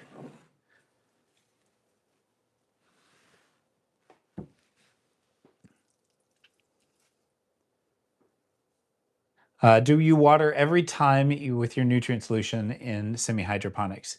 Yes, I do. Every single watering is a fertilized watering for me. My nutrient solution is just, it's always the same. I will say, if you don't have nutrient solution, you're like you run out, it's perfectly fine just to add some regular water in there. You need to have something in there at all times. So there's some times where like I don't have nutrient solution handy, I'll just throw some water in there and it's just fine. But yeah, otherwise it is my nutrient solution every single time. And I am testing uh, Growth Technologies foliage focus, because while I like my mix and I have a lot of fun making it, I don't want anybody to feel like they need to go as hard as I do for my mix. And so I want to try and see if I can simplify my mix down to something that's maybe like two to three ingredients, and then run that as my mix. Just to, I don't know. I don't want to give people the wrong idea. I enjoy the chemistry. I enjoy mixing a big mix like that, but I don't want people to think that they have to do that. I don't want people to feel like it's necessary. I do it because it's fun, not because it's necessary. Is it different for soil? Yeah, I would not use my mix for soil. My mix in particular is made of salt-based minerals, which is for hydroponic stuff. As far as like what I fertilize, like the soil every time, depends on the fertilizer. There's some organic fertilizers that you do want to kind of give like more like a monthly fertilizing with, that are a bit stronger. Excuse me. And there are some that like you can use every single time. Some of those like salt-based fertilizers, they're not recommended for soil, but they do work okay. If you're using something like Foliage Focus or Jack's 2020, you can use it basically every watering in your soil, and it will be just fine. Let's see. Yeah, can't do multi mixes. I don't blame you. I don't blame anybody. We put out a video, and it was really funny because I tried to be kind of tongue in cheek with it and just kind of let people know like, this is just what I do. You don't need to go like. And there were some people that took issue with that video, and I was like, no. I was like, just understand, this is my mix. This is not what you have to do. So I think people who didn't know me got the impression that I was being kind of influency and telling people that they had to have these crazy. Wow, this is interesting. Crazy mixes, and you don't. Just make what makes sense. Oh, okay. So that just holds it in place. Interesting. Huh.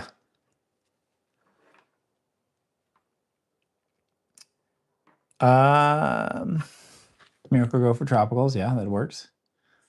Yeah, foliage focus. A lot of people love foliage focus. I think it's a Doc Block, I think, actually uses foliage focus, or whether I know, well, Rare Plant Fairy uses it, and he uses them as their grower. So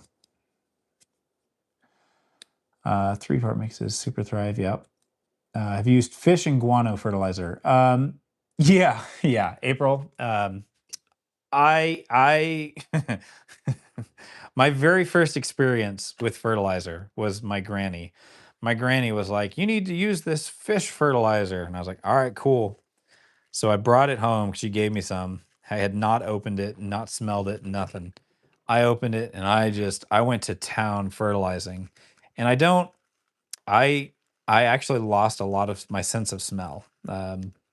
It was ironically during COVID, but it was completely non-COVID related. I I was cooking a pot of spaghetti, and I had maybe it wasn't spaghetti. It was some sort of noodle based dish that was like covered, and I lifted up the lid and just immediately went to smell it, and I breathed in just boiling steam and roasted my entire nostril cavity. And ever since then, I have not been able to smell very well. I'm assuming there's a correlation. Um, but yeah, 0 of 10. Do not recommend doing that. Okay, this is kind of cool. Like, does this? All right, I I hear you. I think I think this passes the "you have children that knock over your plant" test. That's kind of impressive. I'm gonna be honest with you guys. Huh. You guys can't tell this. This base is actually quite heavy. These bases are kind of expensive. Just heads up. I looked online and they're like 60 or 70 bucks, maybe more. But they are heavy iron bases. Um, huh. That's kind of cool. And then you can just extend your pole and then add this on. This is really neat. I like this.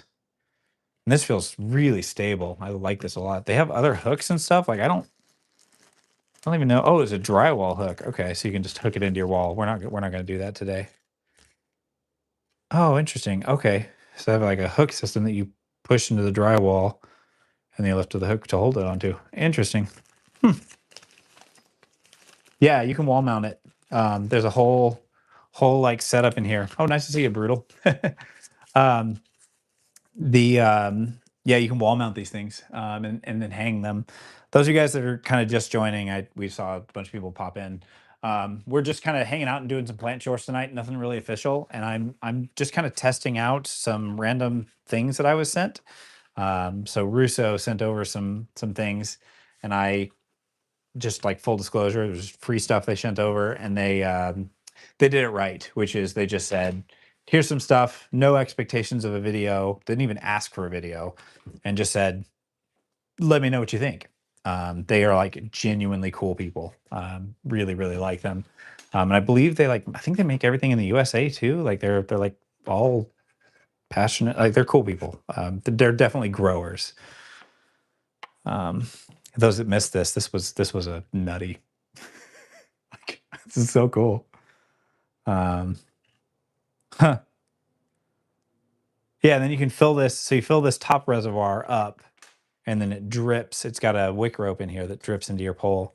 I don't know how well that works yet, so I'm gonna have to test that out and see. Um, really nice setup. Like this is kind of moss poles. The thing about moss poles is they're kind of like cheap feeling, and so it's weird to like have like a premium feeling moss pole setup. But I like this. This is neat. Yeah, and it keeps the moss pole is I was worried about like the pot being loose, but it doesn't feel loose at all. Like it's not connected on the base, but it's not going anywhere. I believe as a dad, my responsibility is to let you know it's not going anywhere. Um, and then you can just add a second pole. Huh. All right. I like that one. I like that. That's cool. We're gonna grab another pole. They have some clear poles they sent me. Let's do this Burrow Marks Flame. Let's do another set of poles on that. We'll grab a couple of their clear poles for that one. I think I want to save these green poles for plants that like me. Let's see here. We'll grab 2 of those. And then we're going to grab some more. We got some moss back here. I need to use this bag up real quick. So we'll grab this moss. Drop stuff on the floor. Oh. Oh, wait. Oh. They sent me other things. What's this?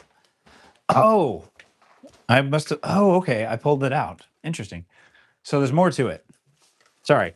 There's other things that I forgot. It comes with a water level indicator. So there's like a huh. So yeah, there's a water level indicator that slides in here, and there's a you guys can't see it, but there's just a little pipe here that it goes into, and then as you fill up your bowl, there's a water level that tells you exactly how much fluid you have in it. Let's fill it. I got to fill it. We got to know.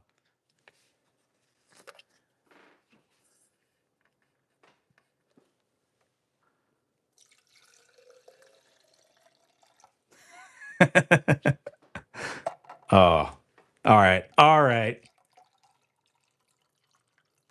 Come on. Come on.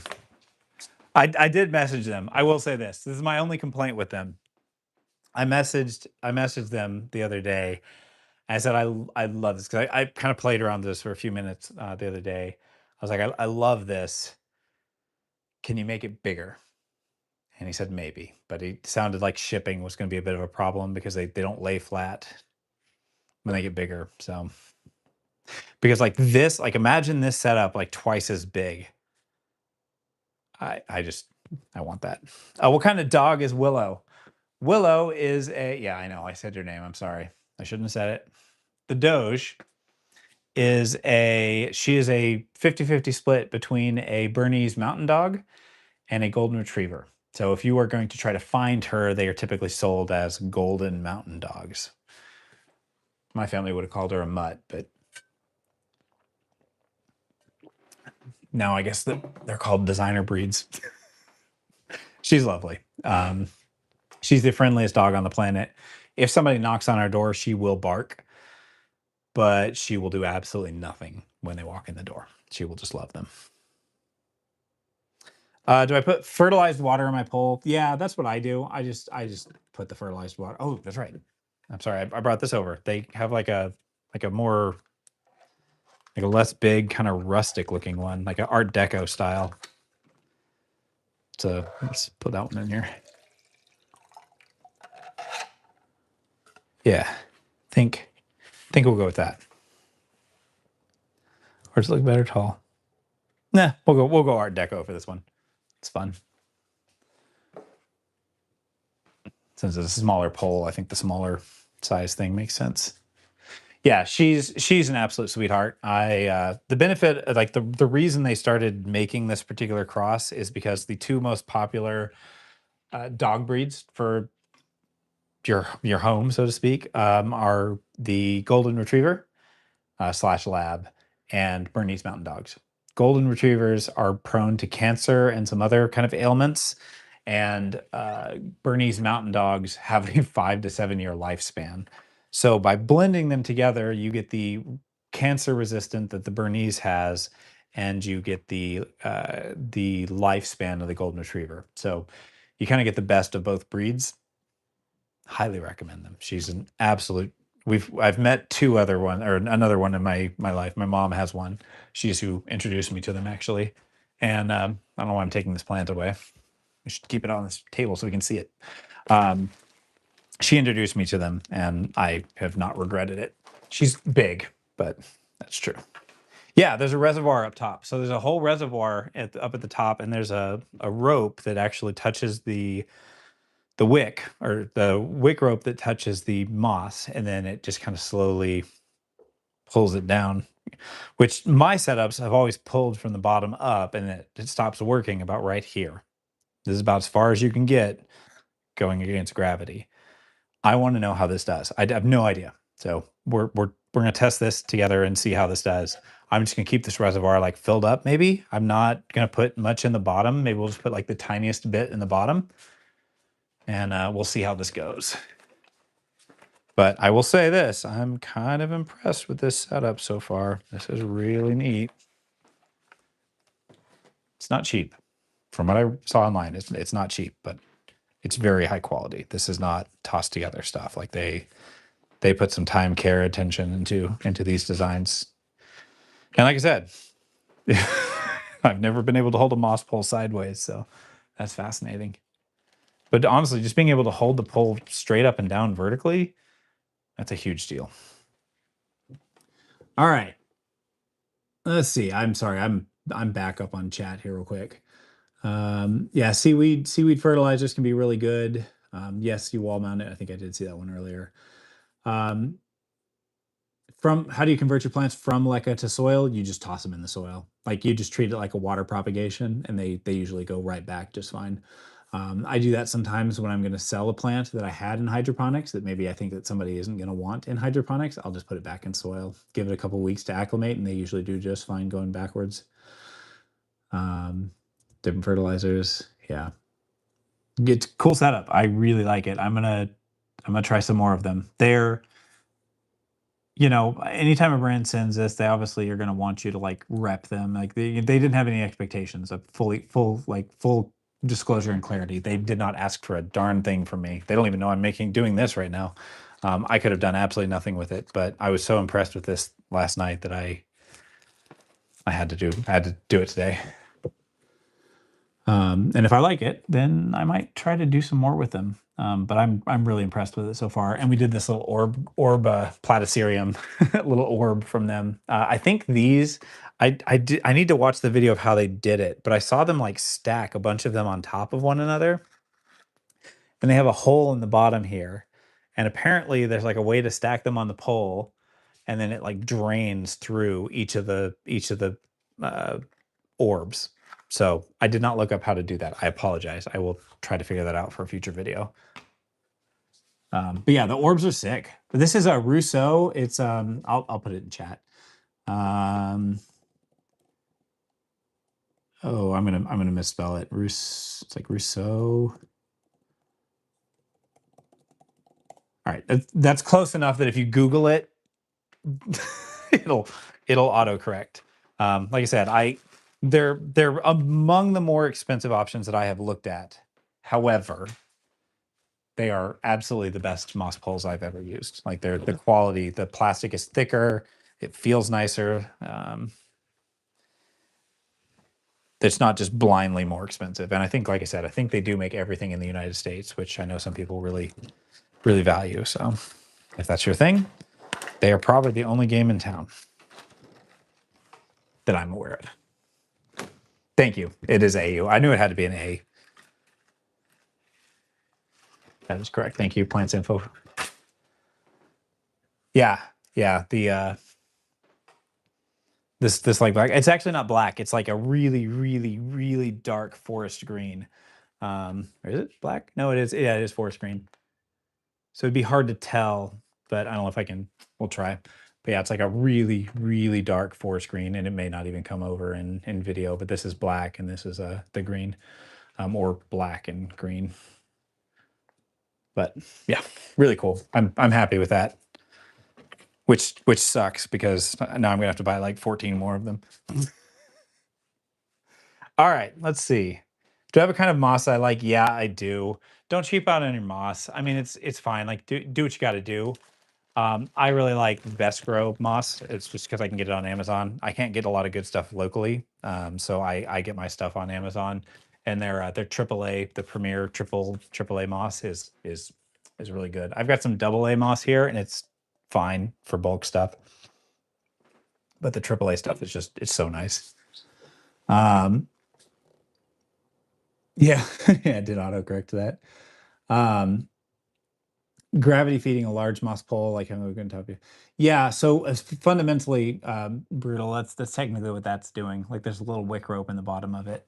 Can I pull it? Oh yeah, look at that. So there's a little wick rope down here, which actually is dripping. So it just kind of drip feeds it.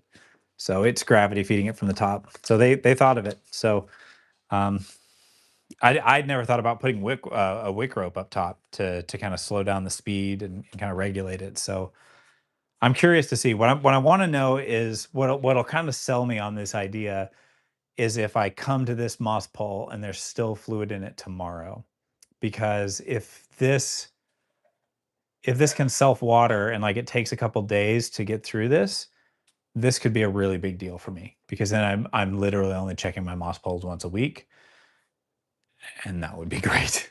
So this could be a really big deal for me. All right, last plant here. Let's play with this one.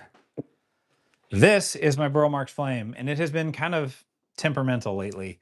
So what I'm going to do with this one, we're going to do same thing, 2 Rousseau poles, And what I'm gonna do is these poles, these Russo poles are a little bit thicker. These are the thickly small poles, and I have some thickly medium poles, but we're gonna stick with the Russo theme just for today. And we're gonna upsize these poles, and I'm gonna show you why I will only buy front closing poles. Just will not happen. I like if a company was like, "Hey, check out my rear closing poles," I would just say no. I will not do it. And we're gonna put it into this Lechuza pot, which I got really lucky on. Usually Lechuza pots are really expensive, and I got this for like $35 shipped from Germany somehow. I don't even know how that happened, but they had a weird Amazon sale and it went that way. All right. So the whole point of this one is I wanted to use these self-watering poles on this one because every time this dries out, if I don't catch it, then it like just starts killing the newest leaf, and I don't want to keep losing leaves. I want this thing to be nice and pretty. So we're gonna pull this out and do some repotting. I think we get the plant out of the pole first. All right. So what we're gonna do, and by the way, if you're just joining, we are just having plant office hours. If you have plant care questions, drop them in the comments, and I will answer them. The whole point of today is I'm gonna do some chores. I know what I'm doing to my chores, so I'll talk you through what I'm doing. But like, if you have something that's like going on with your plant that doesn't take a photo, I don't have a way to look at photos yet. My eventual goal is like, when I can get this set up right, I want to be able to have people be able to like throw a photo up here and we can take a look together live. But we'll get there. I want to do more lives. I think lives are a ton of fun. I'm going to lose some roots in this process. Oh well. But yeah, so if you have a question about plant care, please drop it in the comments. I will happily answer it or try to. Unless it's about Calthea. We don't talk about Calthea here. I don't have anything against Calthea. I just don't do well with them. I have enough plants in my life that like spider mites. I don't need another. All right, we're just gonna lose some roots. It's okay. If you're squeamish to root loss, look away. Oh. You know what? That's actually not that many roots.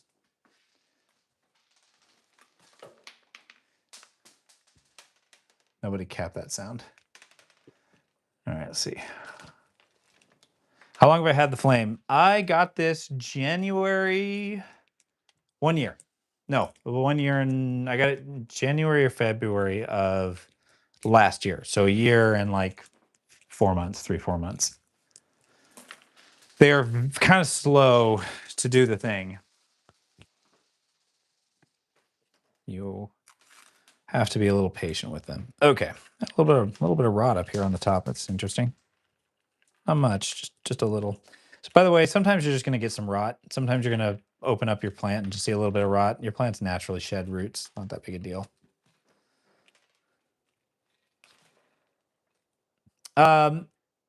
So I will say this about like if your burl isn't fenestrating, I got mine on a pole really early. These I really don't think these need poles. They need a support of some kind or at least benefit from it.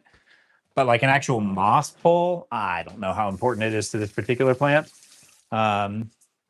If you get like a stake, I think a stake would work just fine. I just like my poles.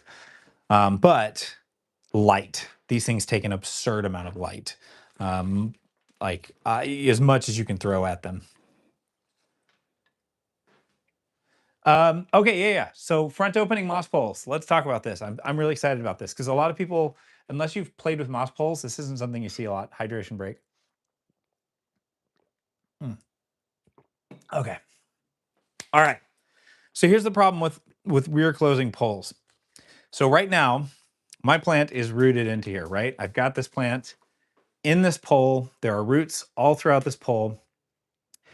And if I'm now having the issue as this plant has grown because I had a really small pole when I started. I added a second small pole. Now this plant can like eat all of this water supply that's in this pole in like 2 days. So I don't like to have to water my moss poles every 2 days.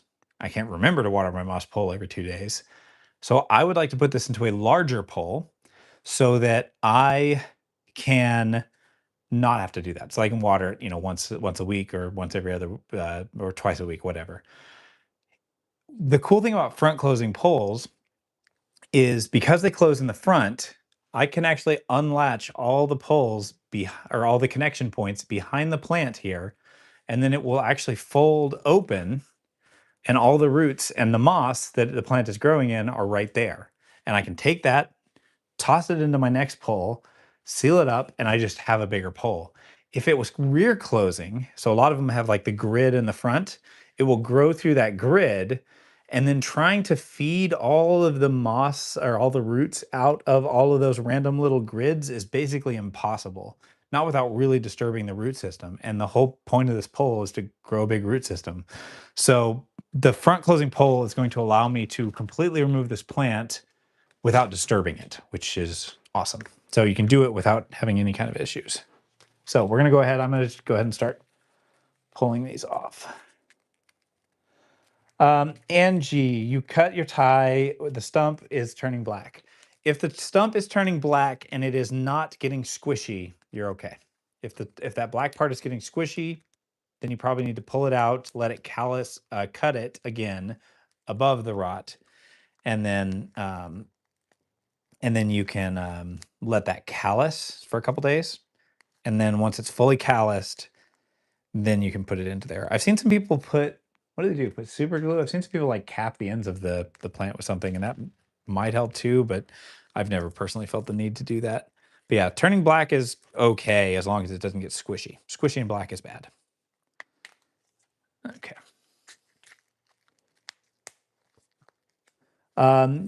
Okay, so I want to switch my Anthurium to Leca. Suggestions are going from soil to Leca. You're in luck. Anthurium are super easy, in my experience, to convert to Leca. One, Anthurium have less aggressive light requirements, so converting them is just easier, in my opinion, because you don't have to have quite as much light as, say, a Monstera needs to have. So I actually find that you can do those pretty well, even in natural light, although I do prefer having some grow light support. The Anthurium trick there is if you're on natural light, make sure that you're doing it at a season where you're going to have active growth. So, sometime spring, something like that, summer, where it's actively growing. Weave it in between a leaf. So you're going to wait until whatever, newest leaf goes out and hardens, because Anthurium don't grow a lot of new leaves. They're pretty slow with their leaves most of the time. And so if you repot while a leaf is coming out, then you're going to get a big ugly leaf that you're going to have to stare at for 4 months or longer. So wait till the leaf hardens off, and then you're going to basically just clean the roots off really good. So you're going to take it out of the pole. We've done a couple of videos. If you go into our shorts feed and look for Anthurium, I've actually done, I think, at least 2, maybe 3 specific Anthurium short form semi-hydroponics conversions. The earlier ones are probably not as informative. The later ones will be more informative. I kind of started by just showing stuff without much explanation. It wasn't until later that I decided I would just say, view counts be darned. I'm just going to take the time it takes to explain the situation. Okay, so check us out. Now, all my moss is all together right here. So we're going to keep going. We're going to do the other pole and do that. Hey, have a safe flight, Zach. Good to see you. Safe flight. Yeah, and then when you go into hydroponics, I would go into Leca. Leca is where it's at, and I would do a wicking setup. So outer pot, inner pot, and a wick that goes between them with your hydroponics. I have that exact setup in all those videos when I do it. I have done that now to probably 50 Anthuriums, maybe more. I have lost 0. So I thought Anthurium were a little bit more finicky than that. Now keeping them like perfectly happy and having beautiful leaves on every leaf, that's a different story.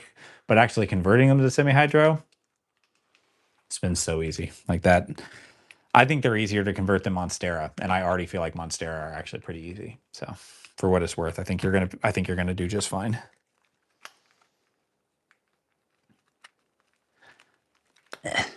My plant hot take? I have plenty of plant hot takes. Plant hot takes. I'm actually working on a video right now. I did some, like I've done it a couple times. I need to do one more time. I've done some like gathering of people's like plant hot takes, and I'm going to do a video where I do like a plant chore and react to hot takes and just kind of laugh and talk about them. My plant hot takes. So the problem is I don't know that I would have like a hot take.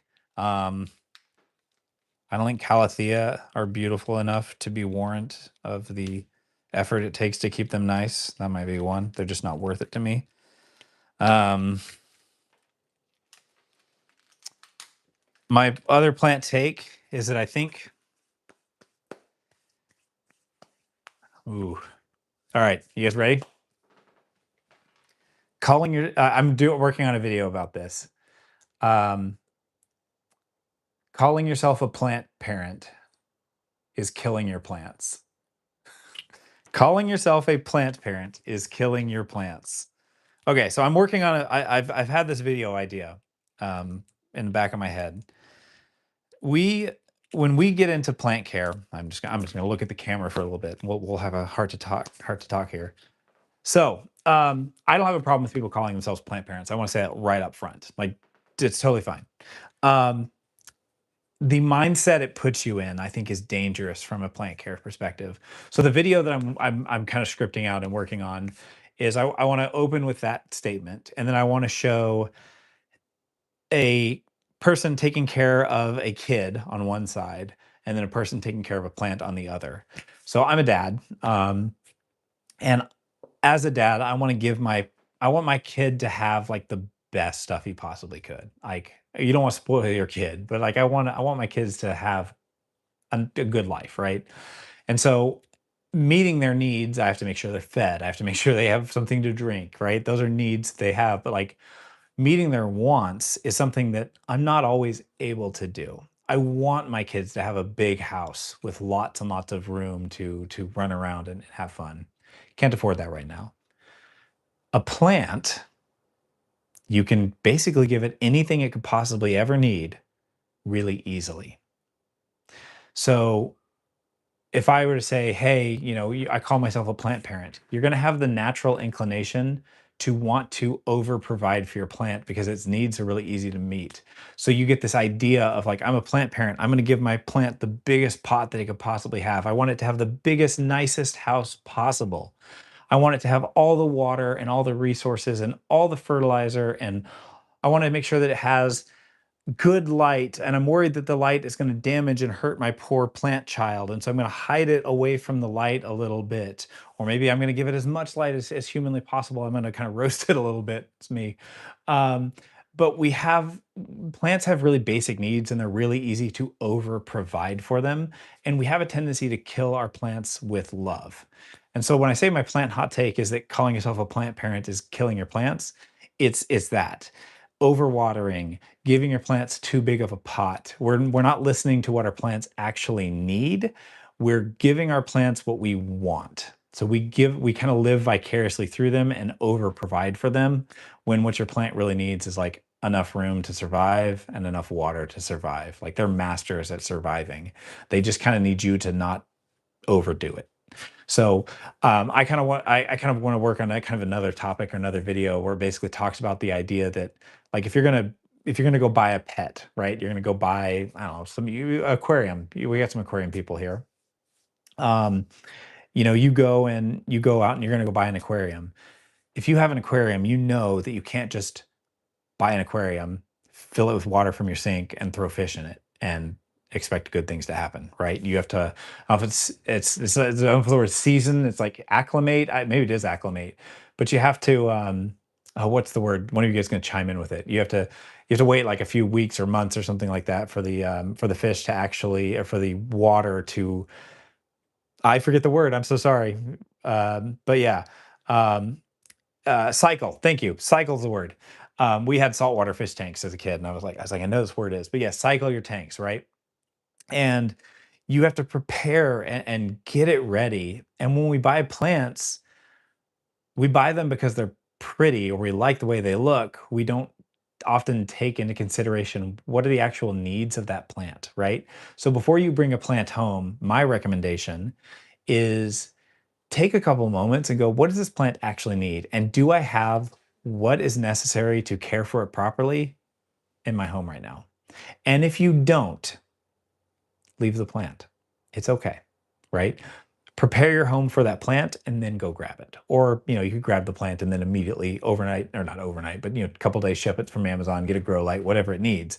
But the point is like, treat your plants more like you're bringing home a pet or something that you have to actually prepare your home for, because you kind of do. You can't just get a monstera, stick it into a dark corner, and call it a day. This big old monstera that I have in the corner here would be a pathetic little plant if it was reliant on natural light in that corner, because there's no natural light in that corner. There's a window 2 feet from it, but no natural light touches that corner. So the reason that plant is that large is because there's a big grow light roasting that plant for 16 hours a day. Think about what your plants actually need. Make sure that you have that need and have the self control not to bring the plant home if you don't have or can't provide that. That's my plant hot take. Uh, yeah. Um, oh, moss over leca. So Nora, leca queen, Nora and I actually talked about this. A little bit ago, I called Nora and we talked on the phone for like an hour. Lovely, lovely human. Um, So Nora, they're asking the question about the whole alocasia moss over leca thing. So you put leca. You have a basically a jar.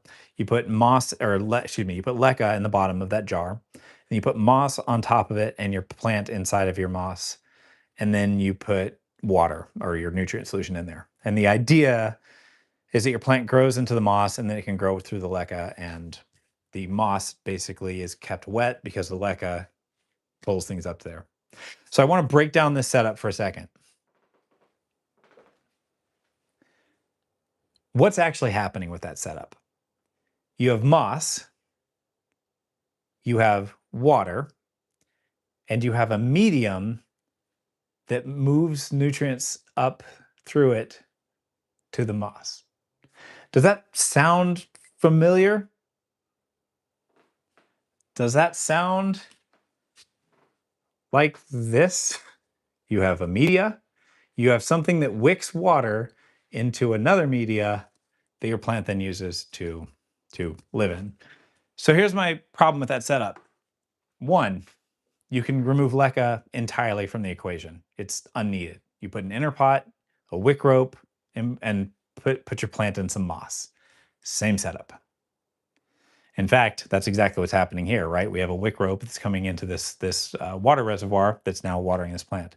You don't need the leca. You can have an inner outer pot and use a wick rope. Okay, strip it back to that. Then the question becomes, is moss the optimal media for growing in hydroponics? And the answer to that is no. In a hydroponic environment, it typically keeps it a little bit too wet, which we can overcome. But the reason that I don't recommend that setup is because moss breaks down over time. And when things break down over time, pH shift can become a pretty major issue. So in hydroponics, your pH, which is just how acidic or alkaline your water is. So if you're not familiar with that, basically lemons are really acidic and milk is really alkaline. Okay. You want to hit a pH of about 6.0 in your hydroponic setups. Gives it some wiggle room in both directions. If your pH goes too acidic, 5.5 or so, then calcium is not available to your plant, and some of your leaves start coming out a little bit goofy. If it goes the other direction, you can lock out nutrients in the other direction. So it's called nutrient lockout, and there's a couple other causes, but that's the big one, is your pH shifting out of the range that your plant can actually consume it.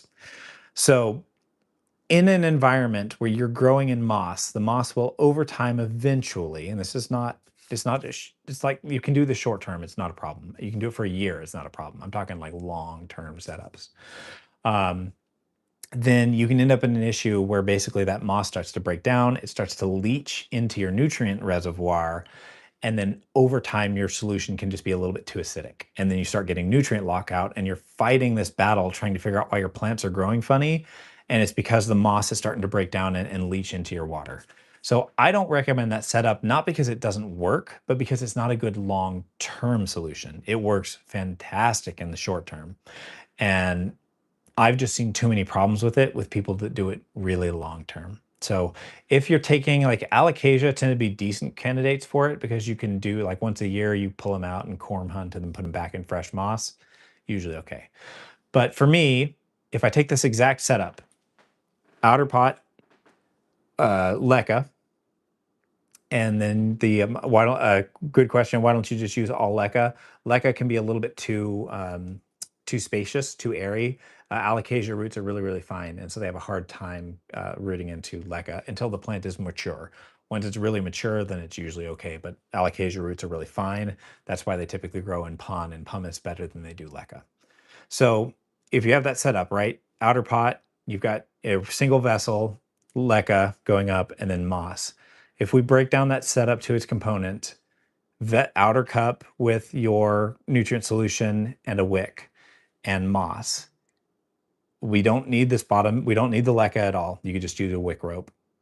And then it's just a question of, now I'm left with moss. And is moss the best media, inert media to grow a plant in hydroponics? And the answer to that question is just no. It just isn't. Both pumice or leca, when properly chosen, are generally better to grow your plant in long term. So to me, that setup is just flawed. So I don't use it. I think if it works for you, go for it. I won't use it. That's my story. Okay. Moving on. I don't know what jewels mean, but thank you. I'm sure they mean something cool. I'm sorry. I appreciate any love, though.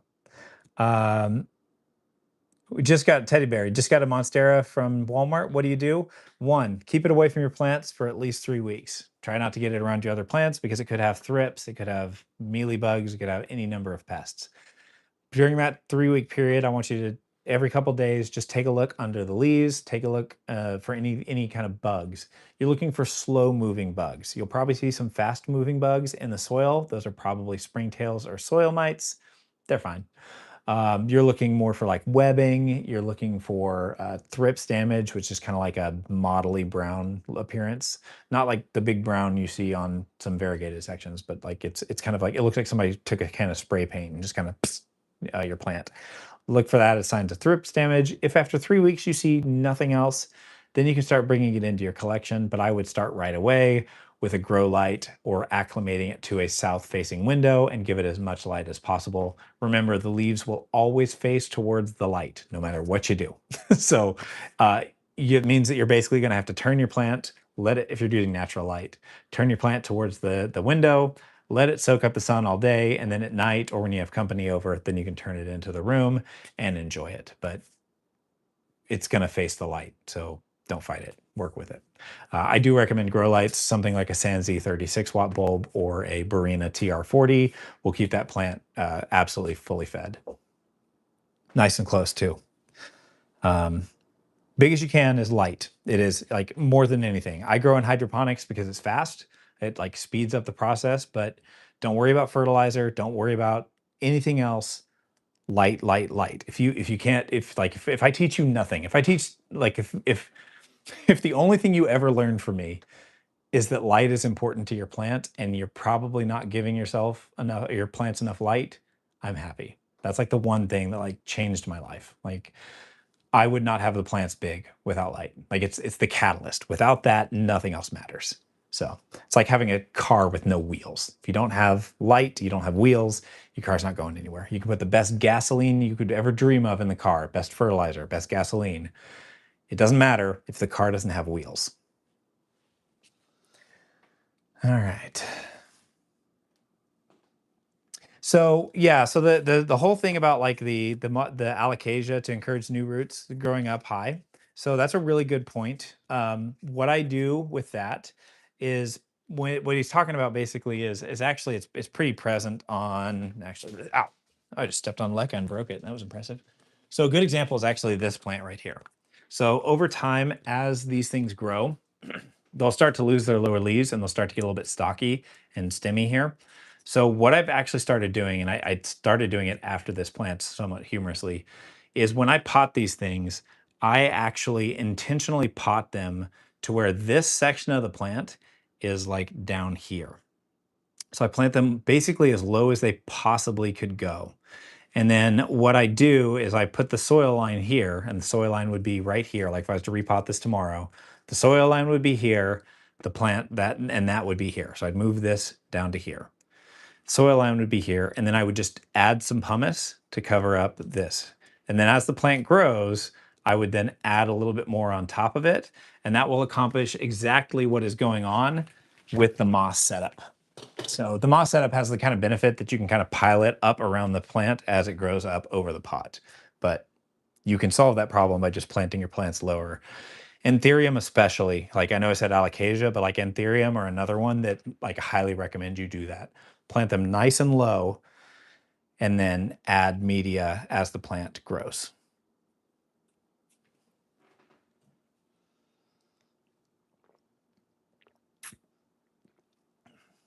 How often do you fertilize with Leca? Every single time. Every single time. All right, let's finish up this chore real quick. I'm gonna pull this thing out and check this out. This is why. This is why I am team front closing moss pole. Yeah, crushed lava rock would be great for a semi-hydro. Go for it. Most rocks are, as long as the rock can kind of hold some moisture, it's all good. All right, pull this out, pull this out. Oh, I have one more attached.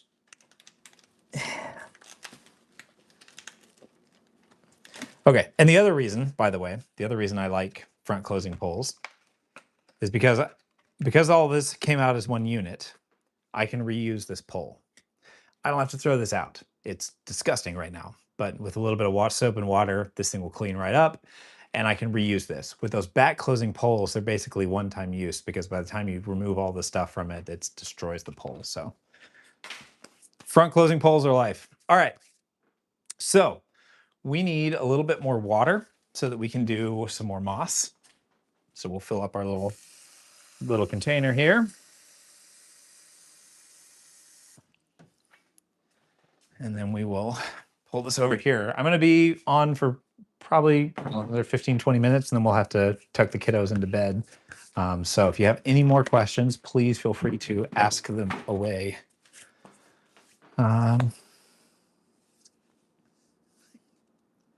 Yeah, Autumn, you can try pond, but don't feel like you have to. Whoa, I'm sorry. This is a root that just went straight up. It came out here and just went up. That's fun. Don't feel like you have to get lechuza pond. Lechuza pond is cool. Like if you live in a place, like if you're in Germany, lechuza pond all day, go for it. Don't feel like you have to do it. If you want a really cool alternative, I really like the basements pond. They're a little bit chunkier, so for like really small plants, you might have to like smash it and break some pieces up. But I would say that. How detrimental is edema? I have not once thought about it in my life. It happens sometimes, and what happens happens. Yeah, it can be a sign that you're overwatering your plants, but increasing airflow and stuff can help things like that. But it's very unlikely to cause like meaningful long-term harm to your plant unless it's because you're overwatering. And then the problem isn't edema. The problem is that you're overwatering your plants. So edema is a symptom that could be a problem, not actually hurting the plant. Is charcoal a thing for semi-hydro? I have not tried much of that. I know some people are doing like the activated charcoal in hydroponic setups. I have not personally tried it yet. I'm suddenly wondering if I put this upside down or not.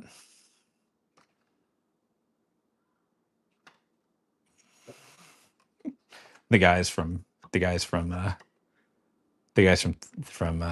Russo are gonna be like, there's definitely two different sides, and it suddenly occurred to me that like I don't actually know which side is up and which side is down. Let's see, let's grab this. It felt like the other way was right, but maybe like, is this correct? This suddenly feel, well, no, because then it wouldn't hold it. Yeah, it's got to be the other way. It's got to be the other way. All right. Tiffany unsent a message. Kathy wants to know if I want a 2-year-old air plant from Florida. I mean, duh. Air plants are awesome. White fuzzy stuff. White fuzzy stuff. Like white fuzzy stuff is in mold. If you get white fuzzy stuff, airflow will help you. Get a fan in front of your plants, and that will help get rid of that. Just if you can get like a little box fan or something. Like I'm not a box fan, but like just some sort of fan. Just get the air moving. Mold gets pretty wrecked by airflow. Okay, so check this out. This is where it's going to get cool. And I promise I will let you guys go to bed. You guys are here of your own volition. You can you can run away at any time. Okay, so we're gonna put this in here, and so it's all attached, right? Front pole. I'm gonna put it in here, and then I am going to add more moss, and then we can seal this pole because it's front closing. We'll seal it in here. And we're gonna try to stick the little connector pieces underneath the plant and kind of just keep this all as one unit. So that's the plan. Should be good. All right, let's see here. Yeah, no worries, Brutal. It's all recorded. So like if you decide you want to go back, it's there. The moment this thing ends, I just hit the DVR button and you guys can review it back immediately. So you can even I have people that take like because these are long, like the 3-hour live streams sometimes. So I have people come back and watch them later. But I will say my phone is doing much better than my than my cinema camera. I do miss my cinema. It looked so nice. All right, let's see. Did I do any TC stuff earlier? We decided to wait on the TC stuff. So we're going to do I'm going to do an announcement for it. We're thinking maybe next Wednesday. So next Wednesday, maybe a little bit earlier. And I'm going to just do some TCs live and we'll do a whole like acclimation class basically for people.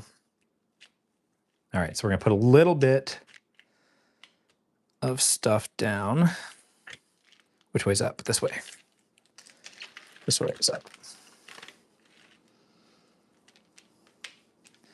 I will say Brutal. Every time I see your name, Brutal Dysentery, I immediately think of the Oregon Trail and my time as a young boy coming to Oregon from Texas and playing. We literally played the Oregon Trail as a school like activity up here, and I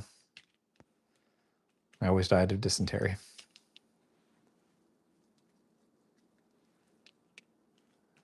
All right, let's see here. Nice. Yeah, so supply list for TCs. Like if you want to hang out with me and do some TCs live, like if you have some on the way, here's my recommendation. I really like acclimating TCs in fluval stratum and perlite. So if you can grab some of that, if you've never shopped on, just a little pro tip for you, if you've never shopped on Chewy before, so Petco's like online website that they have things, a lot of times they will do like first time purchase bonuses. And I got my like first fluval stratum there next day or 2-day aired for like $14 for a $40 bag of fluval. So I can't promise you that's what's going on now, but if you're a first time buyer from them, they usually have some pretty cool deals. So give that a shot because it might save you a good bit of cash. Oh, I didn't measure this. That was a mistake. I'm gonna pour some leca. It's gonna be a little noisy. I apologize in advance. Okay. I forgot to measure how deep this pole was actually going to go into this. It's going to go to about here. Sure. Okay. Yeah, and Petco has fluval on sale now too, actually. That's a good point. I remember seeing somebody posting about that earlier. You can get it on Amazon too. So it's like whichever one gets it to your house and gets it to it cheaper, go for. Forrest, what's up, man? We're we're finished up our last plant chore for the night. We're gonna do we're doing a kind of a moss pole upgrade on my Burl Marks Flame, who likes to dry out and pitch fits. So I was telling people why front closing poles are the best for me. So yeah. There's some great deals out there right now with fluval, so it's not a bad time. So fluval stratum and perlite. Actually, you know what? Here's what I'll do. fluval, stratum, and perlite. Small pot, 2 inch-ish. And then I would say you need some sort of something to dome over top of it. So a cup, could be a Starbucks cup upside down.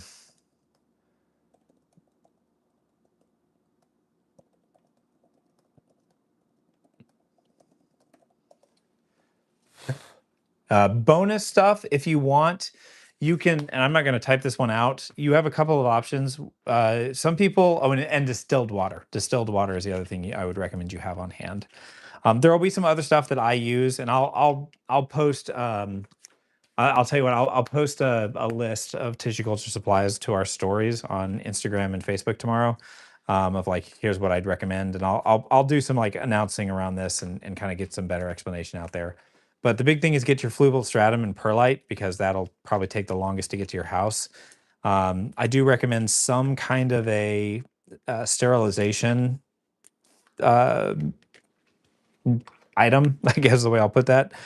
So I've tried betadine, hydrogen peroxide, and Phizan. Phizan is kind of the gold standard from what I have read, and I've tested. It seems just fine, but I can't tell you that one's better or worse in my experience. I've used all three successfully. So betadine, Phizan 20, or hydrogen peroxide, whatever you can get your hands on, will be, and your distilled water. So fluval stratum, perlite, distilled water, and then some sort of a disinfectant. So by Phizan,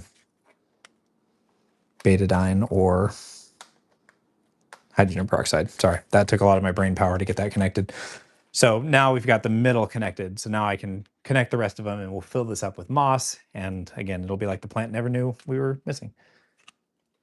Let's see. Yeah, Forrest, I have my Cebu back here that I'm working on. I have too many poles. I know it's gonna feel like blasphemy. I'm sorry, bud, but I have too many plants on poles right now, and I'm worried about it because we're planning on moving in the next year, and I'm worried that I've started too many plants on poles, and it's gonna be a pain to move, and I'm feeling like maybe I shouldn't have done it because moving plants on poles is just it's I don't know. If they're small, it's not gonna be an issue, but a year from now, Lord knows what they'll look like.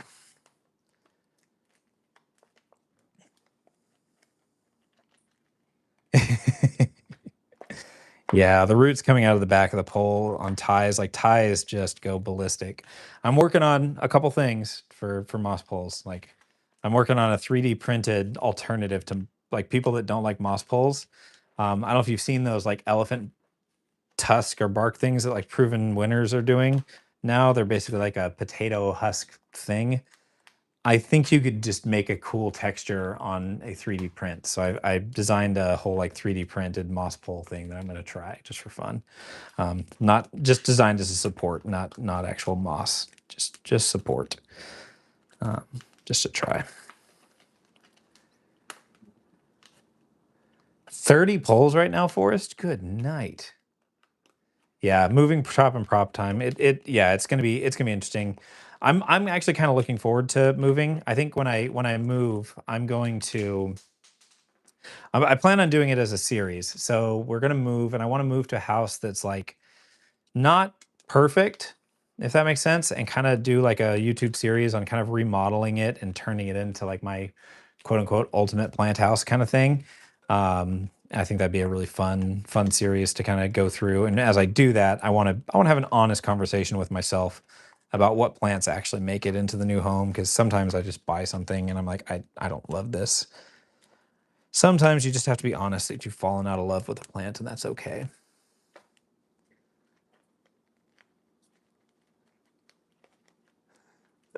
Oh, the husk thing? Yeah.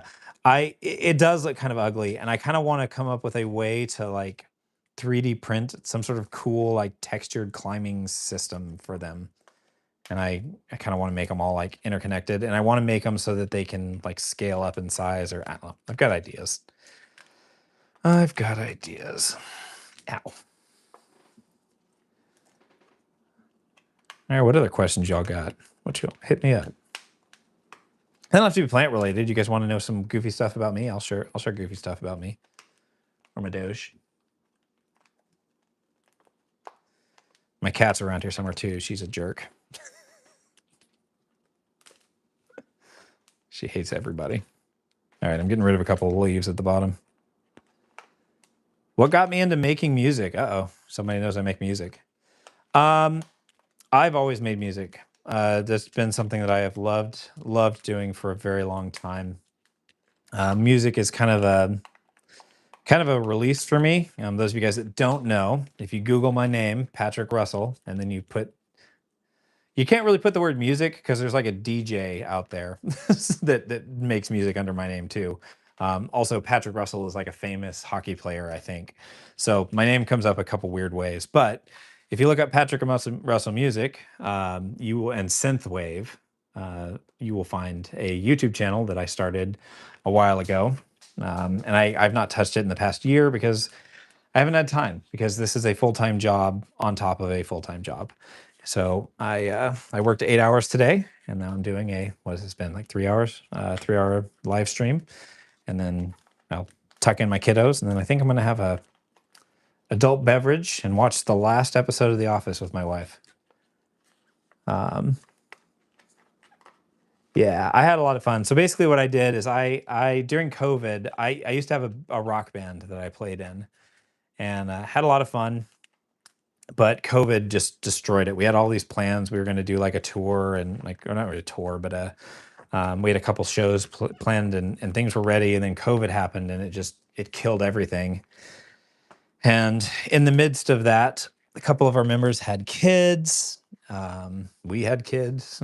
So did the other guitarist in our band, and just life kind of happened. And, really, really cool stuff happened to everybody, but it just meant that we couldn't get back into the swing of things. And so, as depressing as it was, we've kind of put that on indefinite hiatus. Even though we could easily, get back, and I say easily, I don't have the time for it now. Even though we could potentially get back together and do it, I've decided to focus on the synthwave thing at the time. And so I just at home during the pandemic was creating music, and it was tons of fun. Grew that. It was only like 5,000 followers, I think, by the end of it. But YouTube changed the way that its algorithm works. YouTube used to work where basically you could subscribe to someone and it would show you their stuff. And now basically it will only show your stuff to like 10% of your audience unless they have the notification bell turned on. And then if it doesn't click with that first audience, then it just will stop showing the video even to the people who are subscribed to follow you. So that's really, really hard for a really small musician. So it just didn't resonate with people as much. People were a little bit too busy, I think, and whatever, it doesn't matter. But just kind of wasn't getting the traction I wanted to on it. So I decided that what I was going to do is I put that on hiatus for a year, and I'm going to release original music. So I'm just going to focus on original music. If YouTube's not going to show it to a bunch of the covers to people, then I'm just going to release some original music that I've written. And if it's just for me and my kids to enjoy one day later, fine. Otherwise, you guys will just one day see this random announcement that I'm releasing a music album and wonder what the heck's going on. But, all right, let's see. Plant on the floor behind me. I'm assuming this one, the Pink Dragon Albo that's so pink, or there's the Regal Shield, there's the Sundariana Bull, or the Longioloba Albo /mint. Is it possible to have alocasia without mites? Yes, for seasons. Mites. Look, you want less mites, bring home less plants. And I know that's kind of sad to say, but like until you deal with the mites problem, don't bring any more plants into your home. Don't be afraid to trim up your plants to reduce the amount of leaves that you have to clean the plants off of, because every single leaf that you have in your house is a potential home for a mite to be on. So if you have leaves that you need to get rid of, then just kind of get rid of them and do that. I think my wife might be home, which we will let her come in to the side, I guess. Yeah, she's here. It's okay. You might hear my kids. I don't allow my kiddos on the screen, so we try to hide them from the internet because the internet doesn't need to see my children. So, anyways, okay. How much for a corm? I think the last time I sold them, they're like $35 or something like that. But yeah, yeah, Lynn, yeah, that's this is my pink dragon elbow. I'm getting distracted from my plant short. Oh gosh. But yeah, that's my pink dragon elbow. It's she's a chunky. If you guys follow the house plant project, this is actually one of his old mother plants that I bought off of him a couple years ago.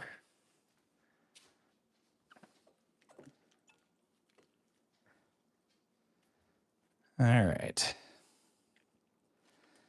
Whew. That was a workout. That pot's really heavy because that plant is weirdly in Lechuza Pond still, and Lechuza Pond is dense. Okay, 1 pole.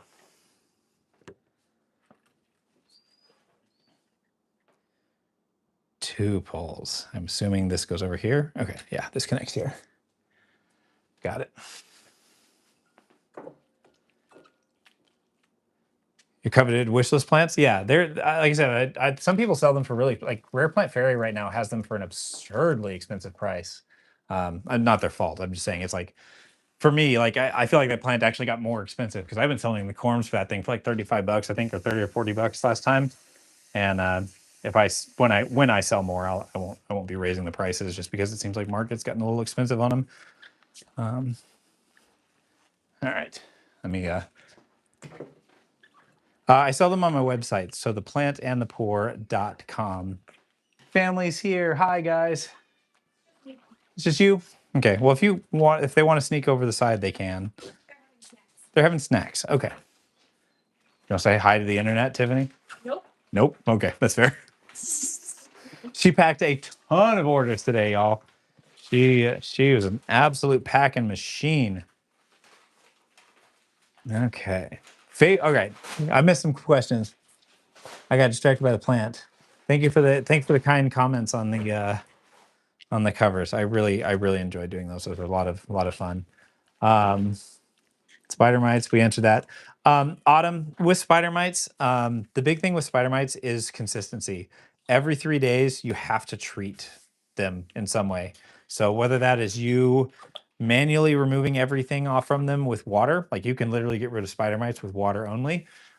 If you like physically are there, like we're under running water every 3 days, rinsing them off, you can get rid of them that way. I use a product called Mighty.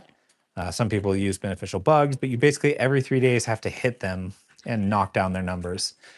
And then once you've done that for like 3 weeks, they're usually gone, but stay vigilant.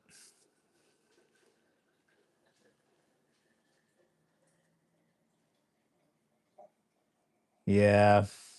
Yeah, spider mites. Spider mites is really, there's a product called Mighty on Amazon. It comes in a white bottle. I actually got a bottle of it over here. Um, I've been using this stuff for a few months now, and it definitely keeps things in check. So this stuff, it's on Amazon, but it's I don't know, it's about $40, I think, for a box or a container about this. You have to make sure you shake it. It is like I said, on Amazon, most places, about $40, and then you just put it into a spray bottle. I'd recommend getting like an atomizer sprayer, like the K5 Nano sprayer or something, and that'll do that. Lynn, I wish it was true that they don't like humidity. I have not found that to be accurate. I find that they just don't care. They will live in anything and everything. They are definitely more prevalent in lower humidity, but let's see here.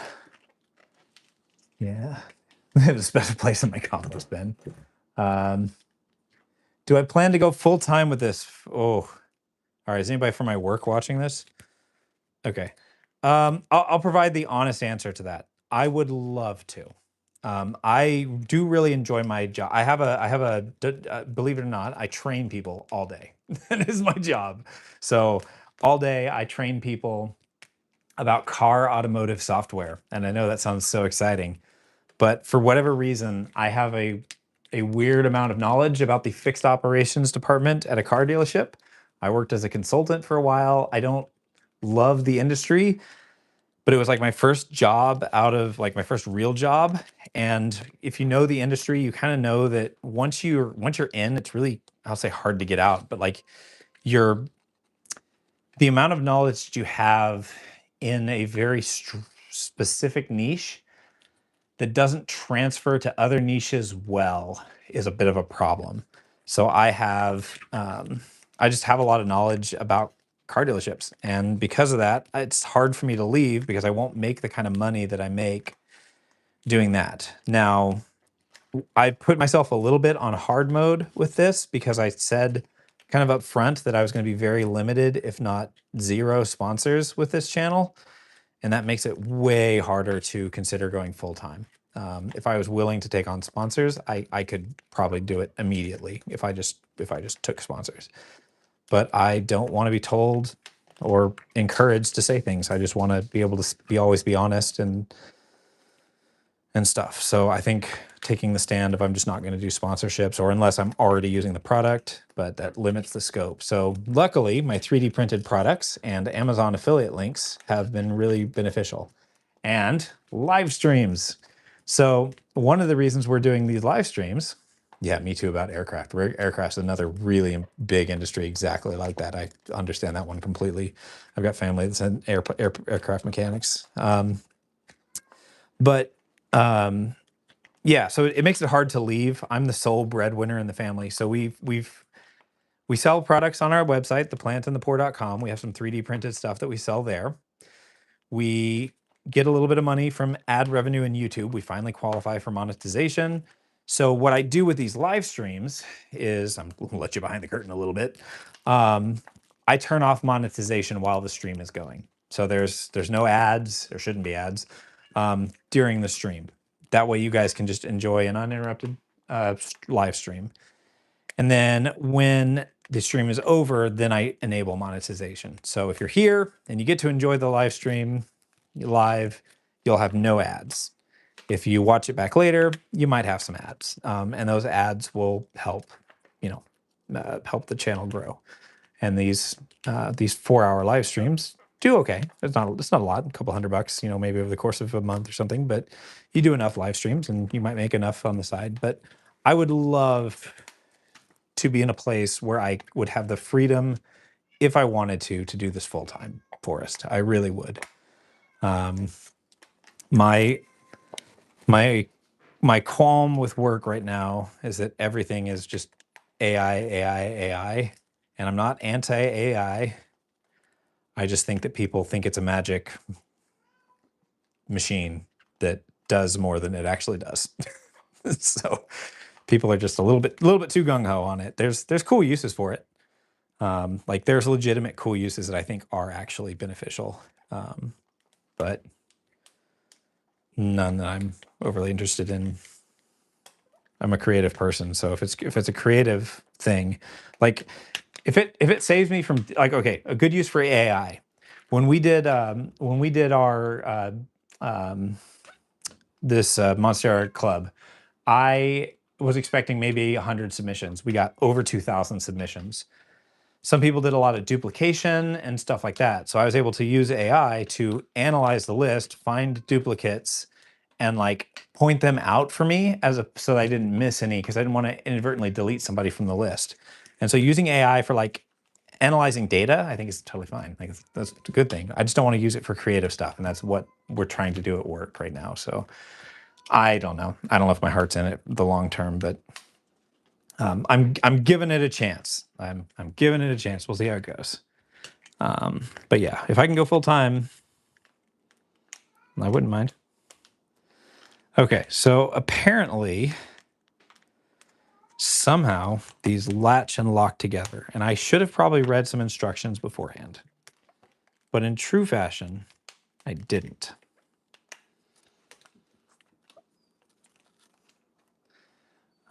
Okay, so I think I'm gonna guess there's like a strap here that came with these. And there's a couple of like holes that looks like this. Like I said, I'm not anti-AI. I think we just need to be realistic about what it's actually capable of and consider any impacts it's having. Because I saw the actual numbers of how expensive it was to use AI at work, and I was like, is this really cheaper than hiring a human being? So there's that.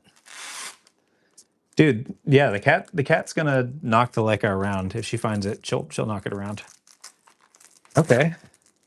Okay. Ooh, is that how this works? All right, I'm gonna be honest, y'all. Kind of impressed with this whole setup. These Russo poles are kind of sweet.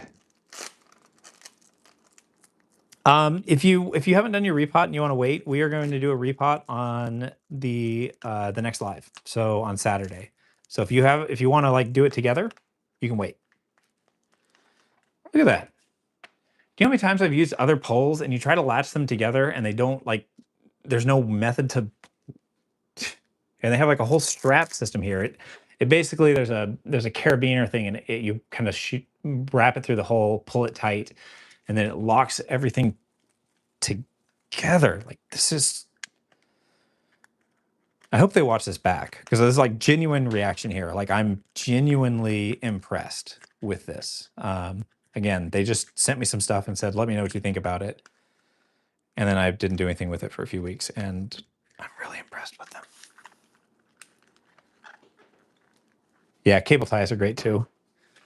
Some people actually use cable ties and like cable tie it to the back of the pot. I think that's a really cool setup too. This is great. I like this a lot. Okay, so now we got to get it inside the pot. So we're going to pot this thing up, and then my wife's probably outside watching me right now, wondering when I'm going to stop. I'm having fun. I'm having fun hanging out with you guys. But I do have to put my kids to bed. Yeah, okay, cool. Last call for questions. I'm going to be done in about 5.5 minutes. I say that. It'll probably be 8 minutes. My wife makes fun of me for underestimating my time, but I'm telling her that so that she can make fun of me later. I keep wondering if I say something loud enough, I'll hear her laughing outside. She's probably watching me. I say that. If she was in here, she'd probably say something. My favorite pothos? Oh no. Oh man. Okay, so here's the thing. Do you mean pothos or epipremnum? Like things we call pothos or things that are actually pothos? Because that's like a whole thing, right? Like some things we call pothos aren't actually pothos. Epis. I really like snow queens a lot. I don't have a very good one, but I really like them. I like my marble queen over here, but it's fighting me right now. It's doing okay. Oh, we can try it actually. My marble, sorry, it's like a really long delay on this, so I'm going to turn this and I have no idea if it's going to be in the right place, but I've got my marble queen over here over my shoulder. I'm going to be blocking it. There it is, just hiding back there. But anyways, I really like snow queens a lot. Oh, new varieties. All right. All right. So yeah, this is why front closing poles. Like I did not have to disturb this plant not at all, but you know what I mean, barely to do what I just did there. All right. Pot. It has, you can't see this, but it's got a wick rope in the bottom. Oh, I guess I can show you. It's got this one's a little bit funky. It has an inner pot inside of an inner pot. It's actually used. I used it on another plant recently. You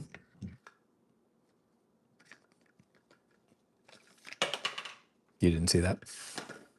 Oh, interesting. Okay, this one only has one thing. Cool. All right. Put this in here. Man, after using that base, it makes me want to use that base on another pot. I can't do it for this pot though. All right.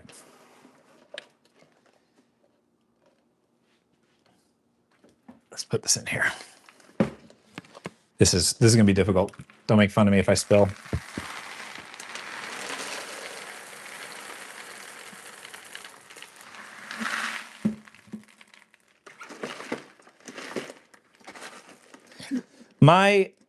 Okay, so not to harp too much on AI and talk about this. My standards are pretty high. So I don't know if you guys. I'm sure you guys have seen our stuff, but I'm probably the only person on any short form platform now that is as small as I am using a Canon C50 cinema camera to shoot short form content. Quality matters. If somebody's gonna, to me anyways, if somebody's gonna spend the time watching one of my videos, I don't want to just pull out my cell phone and record something. I want it to look like I put in the effort for you guys. And I know that like everybody's pushing, cell phone footage and whatever now for authenticity. And for me, it's not about being authentic or not authentic. It's to me, it's like a sign of respect. I want to respect your time by putting the highest effort forward. Um, and when I use AI to generate stuff, I don't feel like I'm putting my best effort forward. I don't feel like I'm giving it my all. It feels lesser and it bothers me. Okay. Let's see here. Do I use the water bottle method? No, I used to. I don't anymore. Not that there's anything wrong with it. I just I just stand there like a goober with uh, a pole or a watering can and water it. I can hear myself spilling. This is bad. Made a mess. Although we're looking pretty good. All right, I need a little bit more leca, and then this is going to be good. It's going to be good.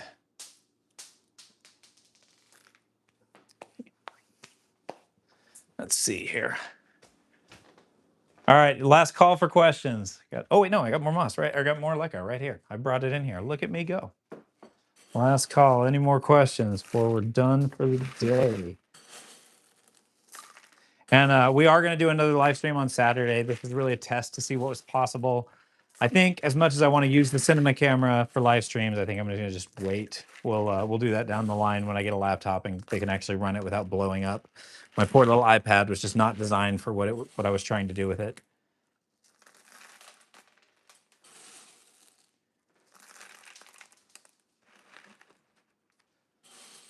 So.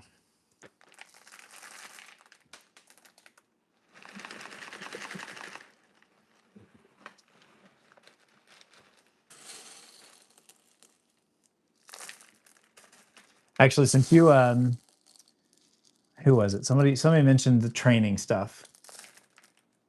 I saw it. I saw somebody mentioned they were using AI for training stuff. There was actually a really cool AI thing that I saw for training uses. I thought was really neat.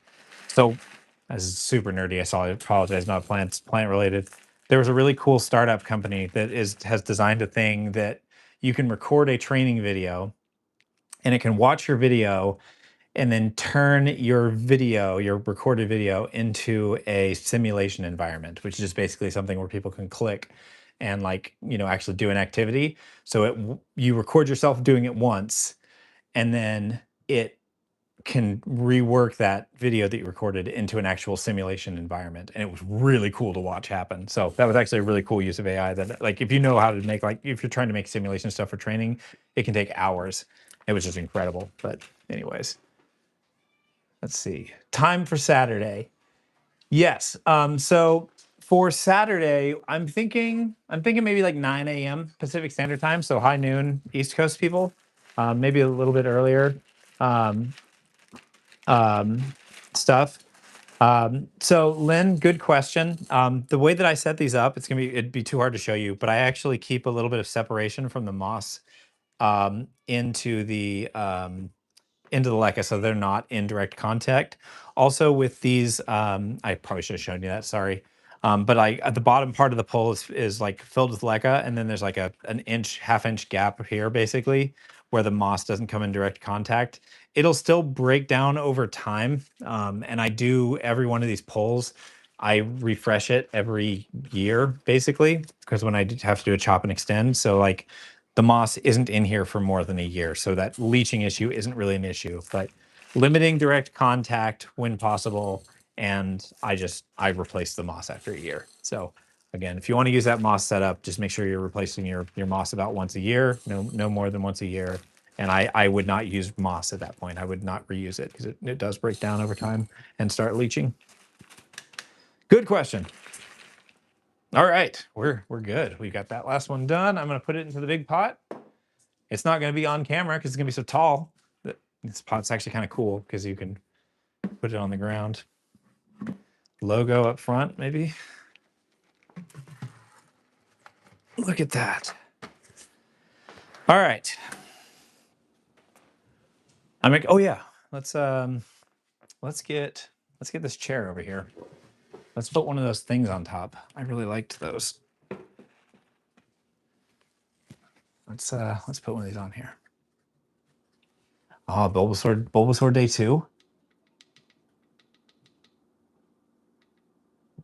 Nice.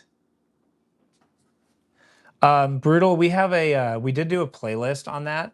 And I don't know if you were in here earlier, but we are going to do a live stream. But I will tell you this, the biggest mistake I see people make with tissue cultures when they're acclimating them is moving too fast. There's every time that like people like ask about acclimation advice, I feel like the seller always says like, wait a week and then, and then start reducing the humidity. That would not be my personal advice. My recommendation is that you wait until you have good root. I'm looking at the camera for something like here. I should be looking at the camera. Sorry. Wait a week and see how it's doing. But I actually don't start reducing any humidity until I see a new leaf growth or new leaf grow. So if it was already working on a leaf, I don't count that one.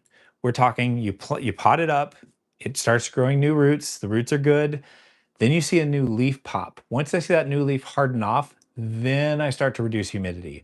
I think some people reduce the humidity way too fast. There's not a reason to rush it. Like you gain nothing by going quicker. So take your time with it and just like let it get that new leaf, because that new leaf is a sign that the plant is happy and established, right? Usually plants don't grow new leaves unless they're happy, right? They got to be established, they got to feel comfortable, and especially like roots. A lot of plants will not grow leaves usually, unless they're crazy and weird. They won't grow new leaves unless their root systems are healthy. They'll focus on roots first because roots keep them alive. And so once I see a new leaf, that's my sign that the plant is like, okay, cool, we're good, I get this. Then I start reducing the humidity. So what you've done sounds like is perfect. Just wait. And so, like I said, some people do three to four leaves. Exactly. Like I don't rush it at all. I had like when I did that Bulbasaur video, I'd have to look at the timing because eventually the reason that I acclimated them is because I left the lid off. Like I literally just forgot the lid one day. That's the only reason that I acclimated them as quickly as I did. And I think even then that was still like a month or two because I had that Jacqueline that was struggling. So just don't rush it. Like just, at least one leaf, but 3 to 4 is absolutely a totally fine. Um, um, if you have, so Brutal, if you have plants that you don't have deflasked and they're still there, I actually would not put them under a very high light unless you're going to deflask them pretty soon. From all the tissue culture suppliers that I have seen, they all recommend that you put them under lower light and cooler temperatures because they will eventually eat through all of that agar. If you're talking like a week or something, not an issue. Go for it. You're going to leave it there for like two months. You might have an issue. But that's it. I think I answered the question about Lynn. I think you asked about time on Saturday. I'm gonna say 9 a.m. Pacific Standard Time. I'll put out a Discord announcement, or not Discord, a announcement about that. Yeah, Lynn, that pot is Lechuza Pond. Lechuza Pond makes pots, and every now and again you can find them for cheap, but not often. Monster Guy's going 2 different ways. Delm, can you shoot me a message on like Instagram with a photo of that? So you said your monstera is growing in 2 different ways. Do you mean like maybe the leaves are like you got like one leaf facing this way and one leaf facing another way? If that's the case, just put all the light coming from one side and it will eventually figure it out. It might take like a month or two, but they'll eventually rotate. The find that Monstera didn't like the full humidity like my Alocasia. Yes, I would agree with that, Autumn. My Alocasia or my Monstera, the Monstera don't like to be quite as wet, so I water those, and then I actually don't put my Monstera in a self-watering pot. So my Alocasias, I'll sometimes acclimate in our little corm cups that we sell and do self-watering. With Monstera, I don't do that. I water them, let them drain, and then put them just sitting in the cup with no drainage. So um, that's kind of my thing. Yeah, I would fully agree with that, Autumn. Less moisture for Monstera as well as Anthurium, actually.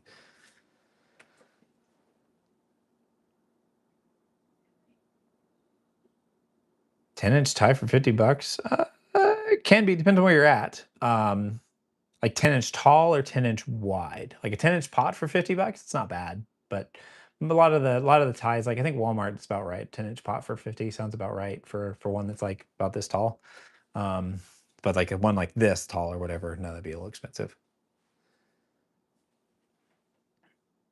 Hot dang, go Jamie.